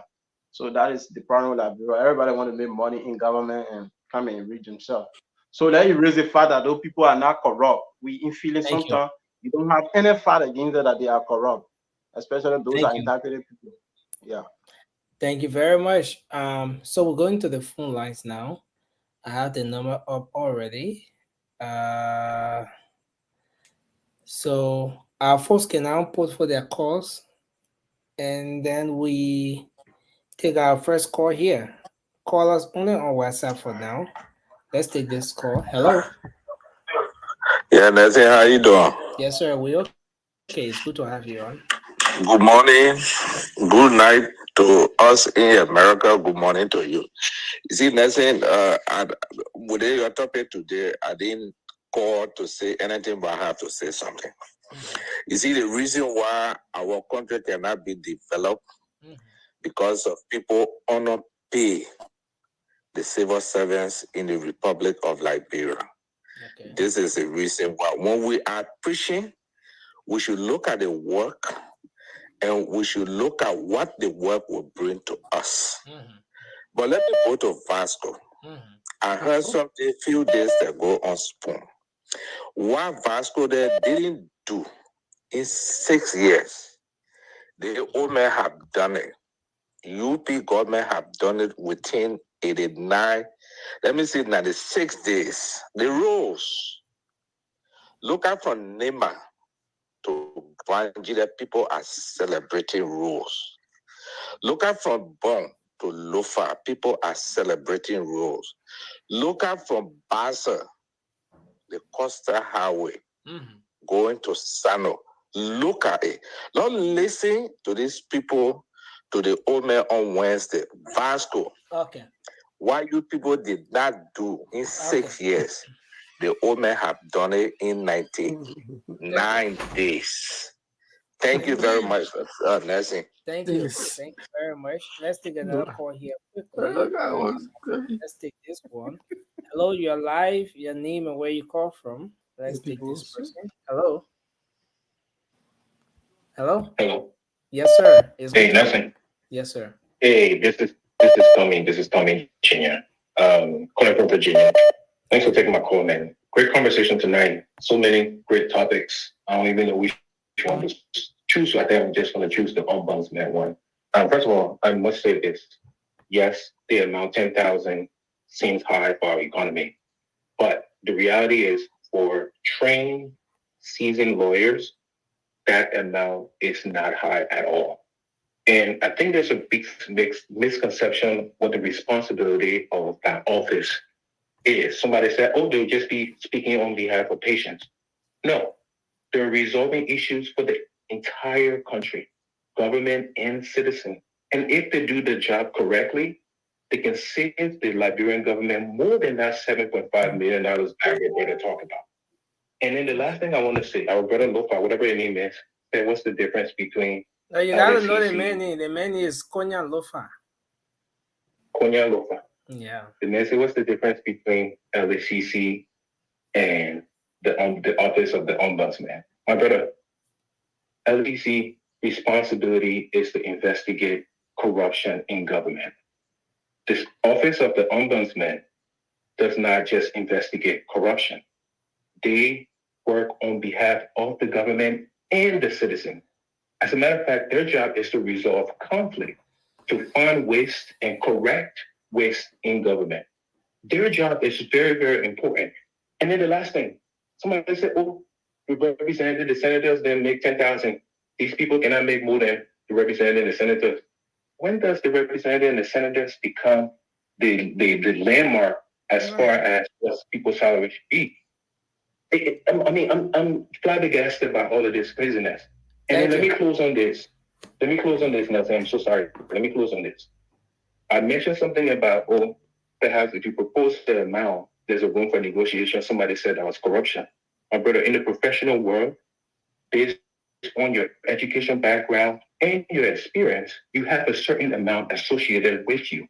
You can start at the ceiling of that and then negotiate as you go through. That's not corruption. It's called negotiation. Thank you for your time. Thank you. Thanks a lot for your input. Thank you. We're going to take a few more calls and Thank then we'll you, wrap partner. up. So let's see if we can take another call right here. The WhatsApp number is right there on the screen. You can put the calls through and make a point. Let's take this person. Hello. Okay, so we lost that caller. Let me see if I can get this one coming through. Okay, this one. Hello. Okay, so it doesn't seem to be going through again. I don't know what's happening with this other line. But it's important. It's very important that we can talk about these issues. Let's see if we get this call coming through. Hello. Wow, this one. Okay, hello. I don't know what's happening here. We lost this call again. And so, okay, so I think we'll try to come back to do our closing. There seems to be a little bit of issue here with our connection. Let's see if we can do this one. Hello. Again, we lost this call. I don't know, but let's come back to do our closing, and because time is not much on our side anymore, so we can start with let's see if we can start with from the bottom and then we just keep going. So let's see if we can start with Alfred and then we take Vasco and then we take, okay, so let me see again. Let me try for the last time to see if we can take this person. Hello. Okay, so. Oh wow. Do you have? Nelson, I am getting you loud and clear. Can you get me? Okay, we can hear you. Can you guys hear him? Mm-hmm. Okay. I'm sure. How you doing, Nelson? How are you? Yes, sir. We okay. Look, I didn't call to say much. As a matter of fact, I've been sleeping here out, but I just wanted to say thank you, Nelson, for being back. I've been missing this show over the last couple of days. You know how I love your show. I love your dinner. And again, look, we have to start from somewhere. This country is behind time. I hear people say a lot, but the administration have to be aggressive. The thing I hear of witch hunt, one thing about Liberia is that we're quick to copy these, especially the nonsense from Donald Trump about witch hunt. I hear Liberian people say witch hunt. What is witch hunt in Liberia? When last we start saying that word? Because of the crazy thing from Donald Trump around here, witch hunt. Look, let me tell you, if you feel that someone is witch hunting you in Liberia, guess what? Go to the Supreme Court. If you feel that you are dismissed wrongly, take your case to the court. And you know what? The court can declare any dismissal unconstitutional if it is not in line with law. Do not use the word witch hunt if you feel that way. But Mr. Blackheart has to do his work. Okay, this is the only way we can move forward. We are way behind time. Payroll overload that we're ghosting. We have to clean it out. Okay. When we move forward, we have to be aggressive. I want to cry. Oh, daily bread. There is nothing called getting bread from all the people's mouths. We have to do the right thing, and we got to respect the law. The country has to move forward. Thank you. Okay, Nelson, thank you very much. Thanks to your panel. That's all I called to say. And the brother who said about Senator making $10,000, well, that is just, I'm sorry to say, but for me, that is nonsense. For a poor country like Liberia, for someone to sit on Capitol Hill making $10,000 without doing anything good for the country, I expect those folks to fight for the country. Where are the infrastructures? Where are they? Broken down. They don't support. They go to support. They only speak of their salary. Okay, the only time you hear those guys challenge the executive branch, except the country that benefits. Other than that, they don't speak to what is good for the country. That is wrong. I want to see infrastructures everywhere. Roads. Okay? Thank you. That's what I need to see. Thanks a lot. Thank you, sir. Thank you. Thanks for your input tonight. So I think we'll have to wrap up now. I don't want to get call up here at 5 a.m. No. So it's moving very close to 5 a.m. So let's try to wrap up. So let me get Alfred. Let's get Alfred coming in. So we just follow the queue here. So we have Alfred, Vasco, Bila, our brother Koyan, and we just do the queue. Yeah. Thank you, Nelson, and I want to say thank you for giving me the opportunity. Lee Kuan Yew once said, "A leader that does not strive to seek improvement, that leader should stay put." Give it to them. But it's no good. All right. We come here, we talk about how Liberia is the oldest on the continent. Liberia should have been the macrocosm of development on the continent, because those who went to Liberia, quote unquote, they were educated. Unfortunately, this country has been in its dungeon for 175 years. While we are now in the 21st century, when people are talking about digital modernization, we are still talking about roads. We are still talking about hospital. We are even the intelligentsias in Liberia. We are still talking about education in our country. When we're supposed to be somewhere, we're not thinking about those things again. People will be looking at our footprint and be matching our footprint to develop their country. That's right. I always make reference to Singapore. This country, Singapore, in the 1990s was one of the poorest in Asia. Today, it has become a bastion of development in Asia because you have leaders who have vision. Okay, so when we come here to talk about the office of the Ombudsman, let us be honest and look at our Liberian brother and say, look, you have to have Liberia first before yourself, because it's not all about your pay. It's about the generation that will come after you, because the decision that you will make today it will live forever. Mahatma Gandhi once said this: the future depends on what we do in the present. What are we doing now as Liberians to uplift this country? We want people $10,000, whereas our hospitals are struggling.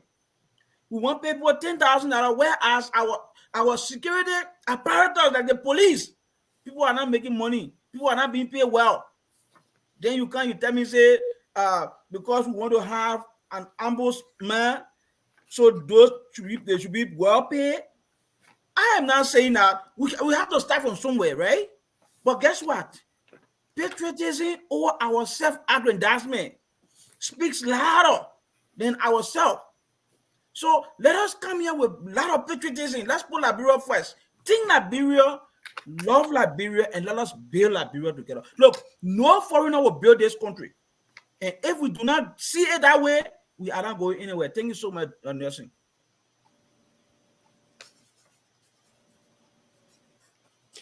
Okay. Go ahead, Vasco. Okay, so no, that's something that caught my attention. The caller that called and said, Baga built the rules in 98 days. The thing that John usually do for 6 years, Baga did it in 98 days. You know, when I listen to the kind of thing, they know my country finished. They know the country. Hey, imagine, man, another person built that alpha pavement. You can see it, it's visible. Man, we're not even coming around yet celebrating it. But the man is satisfied with some modern rule during the dry season and saying that it is an achievement. And these are some of the reasons why our leaders they can perform poorly. When people that support them don't say the fact and start to hail them for wrongdoing or doing little or nothing, then it becomes a serious issue. You prophesying yourself. And this group of people that are looking at, they are the people. Sedition we try, but the other group, they rescue people who are looking at, they are terrible. I see the paper fading good because since the paper took over, we can name one sound judgment that Baga have made independently to sit down as an elder, somebody who's been in the government for over 40 or 50 years. Asset recovery. Where is it? Where is the asset recovery team right now? How can you even want to form an asset recovery team and you take political people and put it inside? You smart. But I get him later on. But let me just stop right here. Thank you, Vasco. I will stop right here. You're so coming. Go ahead, but Vasco. I'll stop right here. No problem. Nothing getting late. You got nothing to tell. But Nothing, you okay?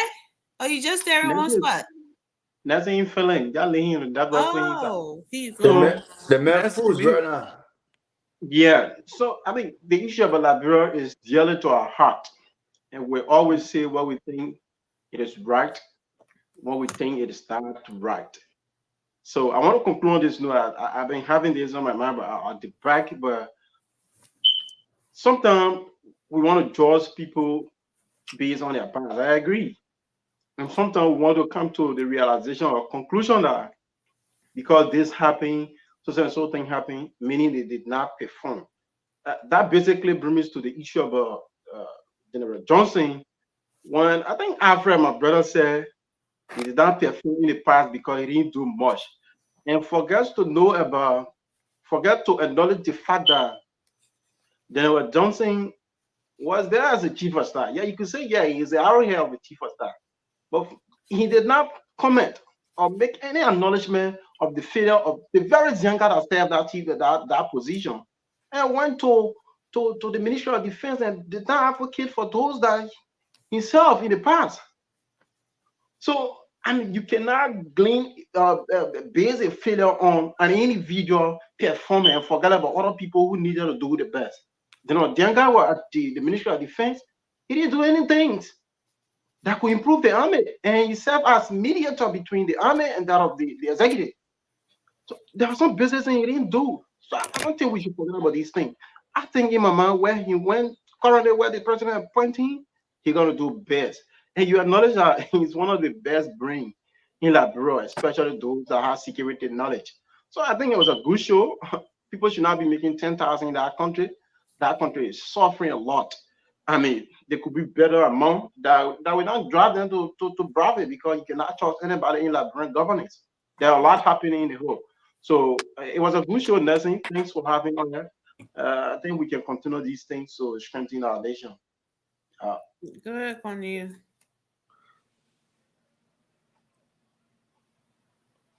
Is it my turn?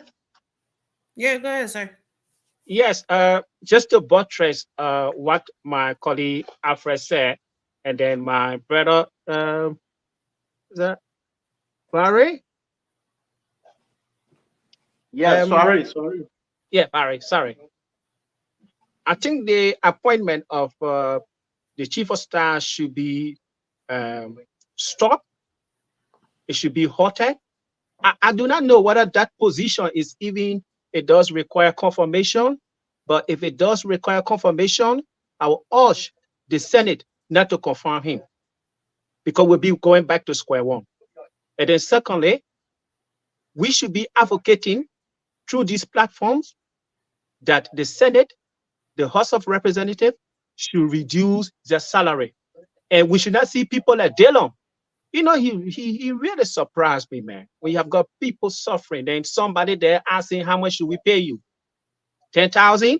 10,000 per person per month is 120,000 a year. But let us have a reflect of our hospitals, our communities. Look at Sonny Wen. Look at the Jalastan belt. Look at Satan belt. So we should be thinking about building good structures, estates for our people.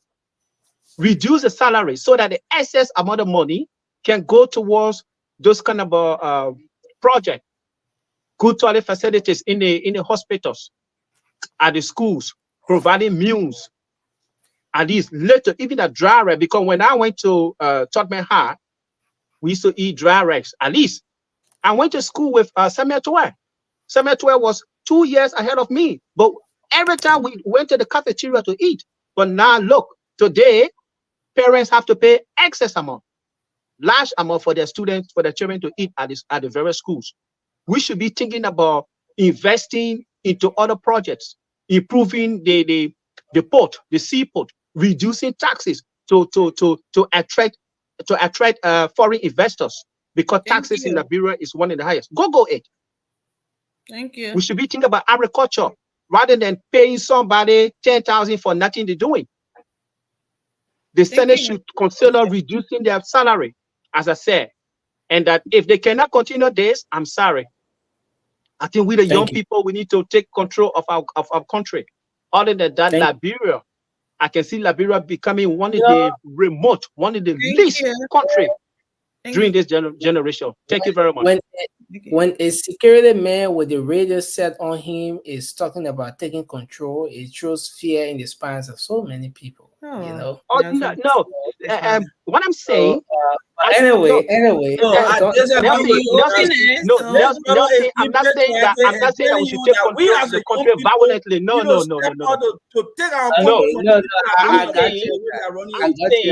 I'm not saying that we should take control of the country violently. No, I'm a peaceful person. Everybody knows that I'm a peaceful person. I'm a peaceful person. I think the only person that you all know me that was hating, I was George Weah. But George Weah now is a story. It's a past. It's a past. So what I'm saying, when I say the young people, we should take control of our country. We need to put these old people who are nearly dying to their death, who are almost in their grave. We need to do away with electing them so that we can bring new brains. You know, like you, Nelson, like you, my sister, listen. my sister, my two sisters there, like Monica. I'm a businesswoman. I'm not a. Yes, what I'm saying, we should bring new people, new faces. But you see, we recycle the same politician. Thank you. We Thank you. recycle them. The same people. Look at them. So that's what I'm saying. I'm not saying that we should take control of our country violently. No, not me. Point well taken. Mobile, Mikey, and Emmy will take us on. Thank you, Nelson. You see, when people talk about young people, let me make my closing by saying, George was a young guy, and all the people who are working with his cabinet they are all young people. What they did. So we shouldn't come here and emphasize on young people being leader of our country, because they are one of the corrupt since 1922 history of our country. 1847. No, talking about it. I said 1847. No, that is 1847. The country looking at one dump site. I'm talking about one of the corrupt. I'm talking about one of the corrupt regime of our nation. If it was not included to this government that just passed, then meaning the government was the most corrupt of all. So and we are discussing about people who their age being was like 20 in the 30. Their president was at that time maybe around 50. He was young. So when we're discussing young, that we pack young, that we not discuss about corruption. That we discuss about integrity and people who have the guts to lead their country to a better Liberia for all Liberians. So we shouldn't come here and describe about young. My brother, I beg you, don't forget about young. Because when we go to young, we get a whole booklet, we can open here tonight. We're not go home. And we need to go home. So don't forget about young. But let me just conclude by saying this on our new appointees, Sim Johnson. I can say this for real. Look, this guy is somebody who have the integrity. We can come up, we said that. JB will not appoint nobody.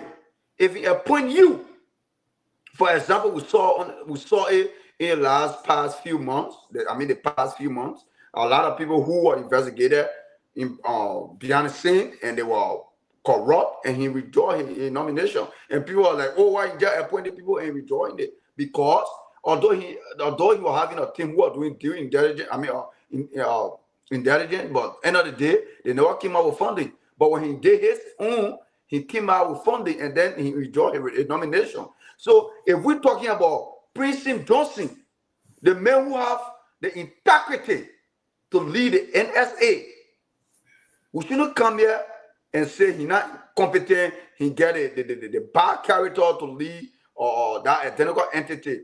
He's a man with integrity. And then we say this. I know people will come out and say, oh, there will be a lot of protests and people will see like they. But insecurity, end of the day, the people who work in an identical entity will give him the respect. We know that what he brings to the table, and we understand his work that he's been doing in the past. And based on that, we know that, oh, you thought of Prince Johnson will come on the show tonight. I thought of Prince Johnson. And end of the day, they will know that it was highly political motivated. Thank you, Mama. To press him in the public. Amen. Keep the other one tomorrow. We can't bring Prince Johnson and then we'll question him how he ran the AFL process here. We'll bring him here. My brother, Johnson, please invite the Prince Johnson man. They can't tell. They can't talk. Yeah, but you see, my brother, already eating some of my time. Alfred and Mr. Lofa, if you have something personal against Mr. Johnson, you'll take it beyond. Back then, when we were in grade school, we said take it beyond the schoolhouse. You'll take it beyond on the other side, and you'll discuss your private stuff. Because I think from what I'm getting from my I'm sorry, Alfred, I put you out there. from you But, and but, Mr. Mike, Lupa. That's what the There's show is something all about. personal That's you why get it makes the against this midnight show man. different from all the other Only shows. one, They're it's basically with something each other. personal. Go ahead. After you finish your time, we'll talk that one behind closed door. but And like Mikey, sorry, let me come in small.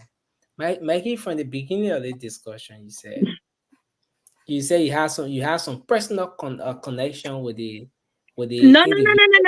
that's not what I said. I So said for because of that, personal you didn't want to reasons. say much. You will not misquote You me. say you I have some said, personal connection. That's what you said. no. What you said, You're not going to do your But you CEO can on me. Maggie, You're not going from the you know, expression on your let me face, tell you you, can I just got analyze true the blood. expression The on thing with Maggie's your face that CEO what I'm got saying true is blood, true. I got true blood. You're not going to do that. Go No, If you can just nothing. analyze He's the not expression making on point. I Maggie's mean, face he the point I'm misquoting making is me. true. No. Okay, do you have a personal connection? And Brother Maggie, Nelson, because she's not do Brother you have Nelson, a you personal know you're not connection? going to do that. You know you're Okay, not going to do that. That thing cannot leave on the screw woman, okay? So you're not going to play your CEO trick on me. Yeah, I got too much pepper in me, and that's not going to work.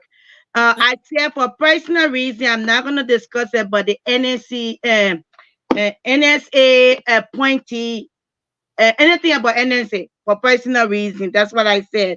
And I'm only talking on my brother Alfred and Mr. Lofa, brother Lofa. I mean, what they've been saying here. Well, at one point they say the man got integrity, and at another point they say he should be an ambassador. If they're saying to be an ambassador, y'all be the same people talking why what kind of experience he have for them to say him to as an ambassador. So we're not gonna. If a lot of people, I mean, from the comment section you can see you all have something personal against it. You're talking. You go behind closed door. Okay. Actually, what I came here for today, I had a lot of people reaching out to me in my inbox. I'm not going to discuss about anything that we discussed today, but a lot of people reached out in my inbox today over the course of the week pertaining to Dr. Linda Bash, the new chief executive officer of JFK.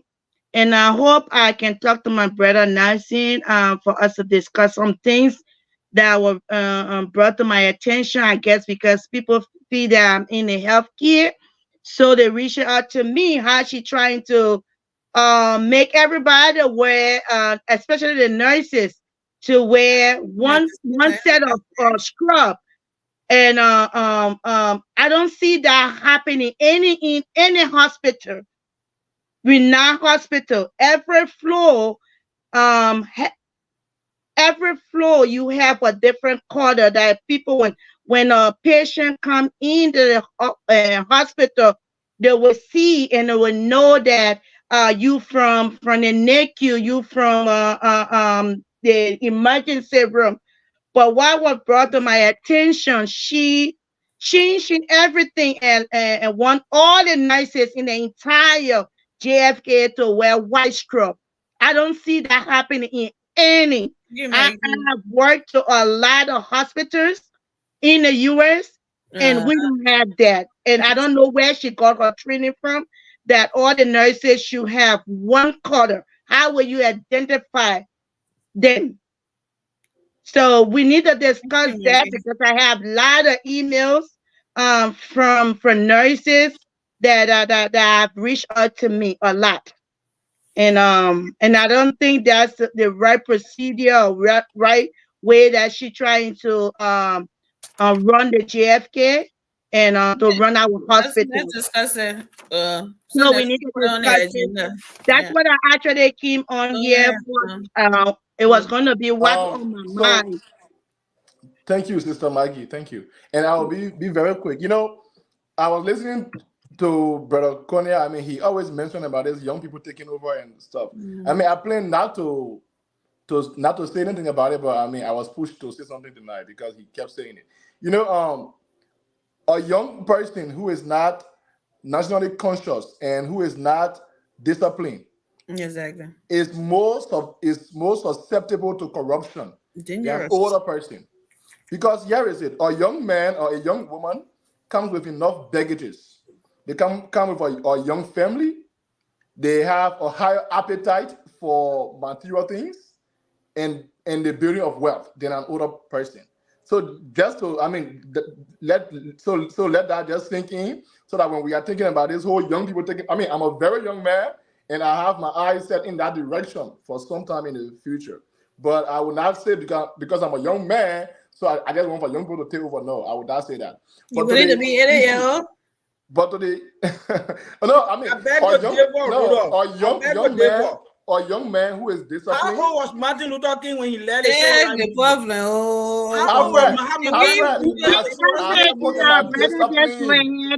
Alfred, I spoke about discipline. I'm not speaking against young people. I am saying a young man who is not disciplined and who is not nationally conscious. And King had those two things. So I'm not speaking against young people. I am speaking towards discipline and consciousness. That's what I am speaking towards.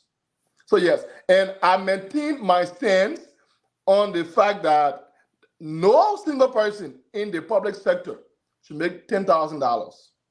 And again, I also maintain my stand on that this establishment of the office of Ombudsman is going to be a toothless bulldog. It will bark, but it will not bite. And my argument is informed from section 12.2 of the Code of Conduct. It says, the office of Ombudsman shall receive and investigate all complaints in respect to the adherence of the Code of Conduct. In a case where there is a determination of guilt and violation of the code by private and public officials and employees of government, said violation shall be submitted by the Ombudsman to the Liberal Anti-Corruption Commission. Guys, what have we seen in the past? The same people who they are taking their findings to, these people themselves, they carry on their own findings. What becomes of it? That's why I said, if we want this thing to work, if we want them to be as proactive as they ought to be, they should have some level of prosecuting power. Thank you. Good night. Thank you, Rudolph Martin, right? Yeah. So starting from the show today, we really want our security sector in Liberia to be on their A game, to investigate, try to train people with some of these crimes that are going on in the country. We really need the police to be equipped and try to, get to the bottom of it, especially what catches my heart a lot especially from seeing that little boy being burned severely and died later on. Seeing people, and I always said it on here, maybe I may be crazy or till someone prove me wrong, I'm always going to maintain that these fires, some of them are not real. I'm not a regular fires. And from stuff that I've been seeing lately, I'm sad to say, but it's starting to look like I was right. Okay, and that's why the fire department and the police, they really need to get on these things to try to, because this is it. Like, I don't know how to evilness or wickedness. I don't know how to characterize it, and we really hope that they'll pay attention to that end. Well, Prince C. Johnson, guys, I understand you're something towards him. I don't know about Mr. Konya because you work under him. You feel it. So I will not dismiss your concern about him. But I'm seeing that you guys are blackballing him. That's what I'm looking at. Because if you said that he wasn't good for that department, for that area, for that entity, he has been removed. And they sent him somewhere else. Why can't we allow him to do his job and see how he fit in there? If he's not a good fit, I'm pretty sure they're going to remove him. It's not anything, but he's a Liberian. He's qualified. You cannot blackball him and say, oh, because he wasn't good in this other area, so he will not be good over here. So let's withdraw. We can't be beyond this man. Just keep beating drum, but withdraw, and something. That is not a good thing. I think that we should allow him. it's not like we got any choice anyway. It's like it's our way. We're gonna make the choice. But yeah, I think he should be allowed to do what he's been appointed for. He's out of that army place. Let the army's wives and her husband let the next person deal with them. That'll be okay. Let the NSA worry about Prince Johnson at this time around.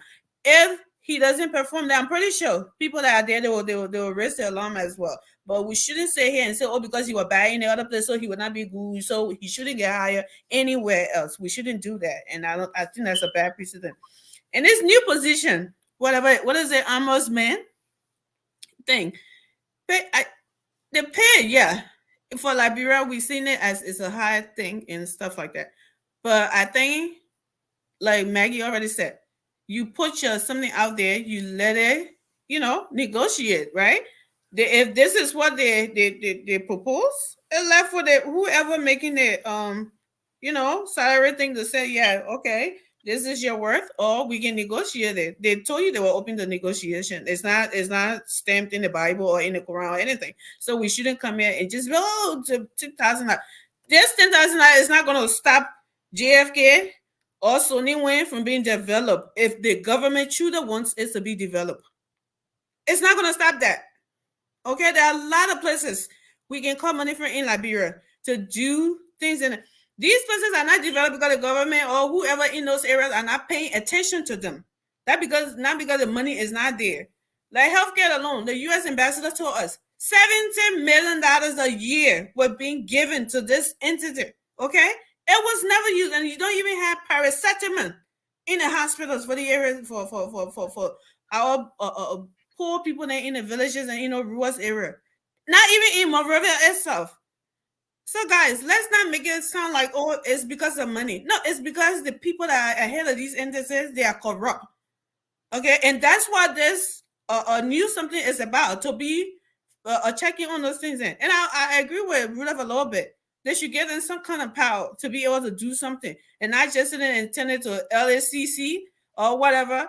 And for us to come in and say, oh, they would do nothing because other people have done nothing, that is unfair. It's like you going to a job. You know yourself, you train for it, you're passionate, and then somebody tell you, say, oh, you're not doing nothing because John Brown never did anything on the other side. Is that fair to you? Is that a fair characterization, a way to characterize it? No. You should be given the chance to prove yourself as well. Okay, so if you don't perform, then they can give you the same something, not because it ain't happening just as Jiggy Robertson. You heard my brother Vasco. There are a lot of things he's seen today, which he hasn't seen a lot of since, like, doing his days and doing We Are Time. Okay, so he's seen them now. Does that mean they're bad? No. He as a person would say that he is bad because he's not thinking about his country, he's thinking about party thing. But no, some of it, yes, maybe it's not so haven't been done the right way, but it's not bad. It's not all bad.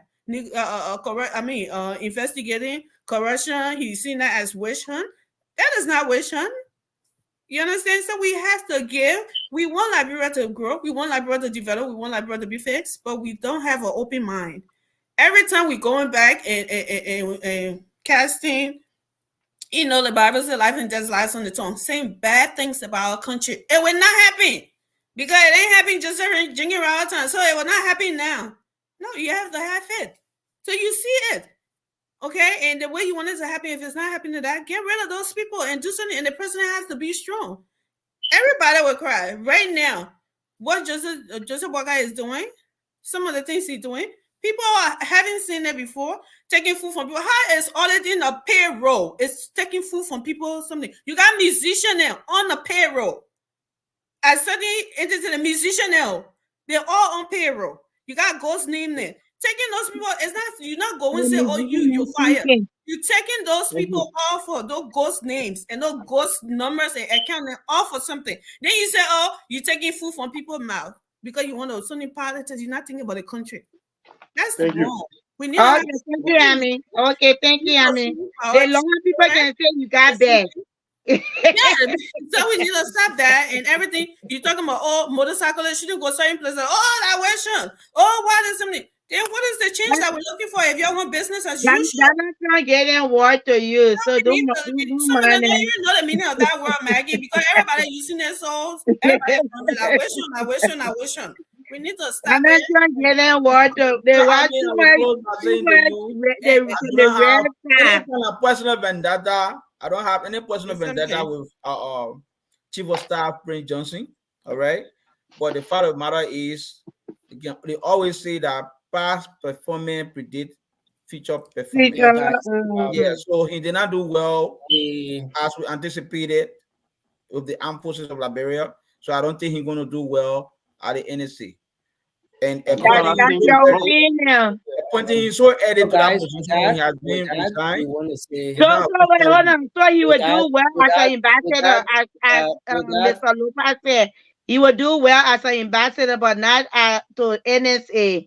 If I were advising the president, I would ask him to withdraw that appointment and wait. The government just started too early. Thank God you're not advising him, brother. So thanks a lot, guys. We appreciate all of you. Thank you for being here tonight. Konya Lofa, we appreciate you. Thanks to our brother Alfred Konowa. Thanks to Bila Soiree, we appreciate you. To you, Maggie, thanks for being here tonight as well. We say thank you. Okay. And we look forward to having a great show tomorrow. A lot to talk about. We couldn't exhaust everything today. The budget was passed today as well, you know, and so a lot to talk about. But we look forward to having a great show tomorrow. And to our audience, we say thanks to everyone, man. Thank you. Who are those I see here? David, Wawa, Call. I'm gonna give you a call tomorrow. Eric, David. AJ, my boy, George, Taylor. Yeah, we appreciate everyone for being Williams, here. Tommy, Junior. Solo. So yeah, thank you for being here. You guys rock. Yeah, good night, though. Good night, brother. Marie, good morning, and Nelson. You said what, Marie? Yeah, what happened to Marie? She's creeping in the comment section once. Oh, Marie, the comment section. when Marie went in, in my own, I forgot. You forget your own person name? Yeah, I forgot the old name. He switched it to another name. He keeps switching on me, so that's the old name. Wengba, well, is that what it is? Nelson. Now then Della Frank. Start switching up on me, boy. Lean like war. Good night, guys. We appreciate you. Yeah. Good night. Bye, Nelson. Bye. So, from the CEO,